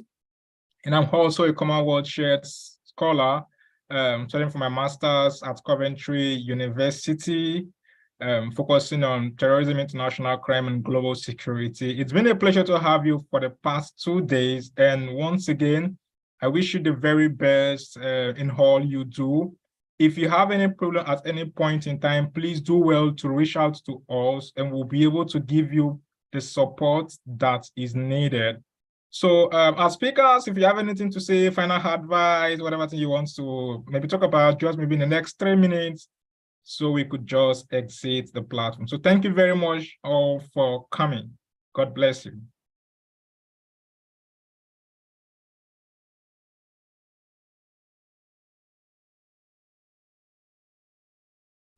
All right, so if you want to reach out to any of the speakers, Olamide, Young, Anointed, Goshen, please do feel free to send me a message. It costs me nothing to actually link you to any of them for you to be able to get any personalized support and guidance that you need. So thank you very much and do have a good evening and enjoy the rest of your day. Good night all. Thank you, sir. Good night.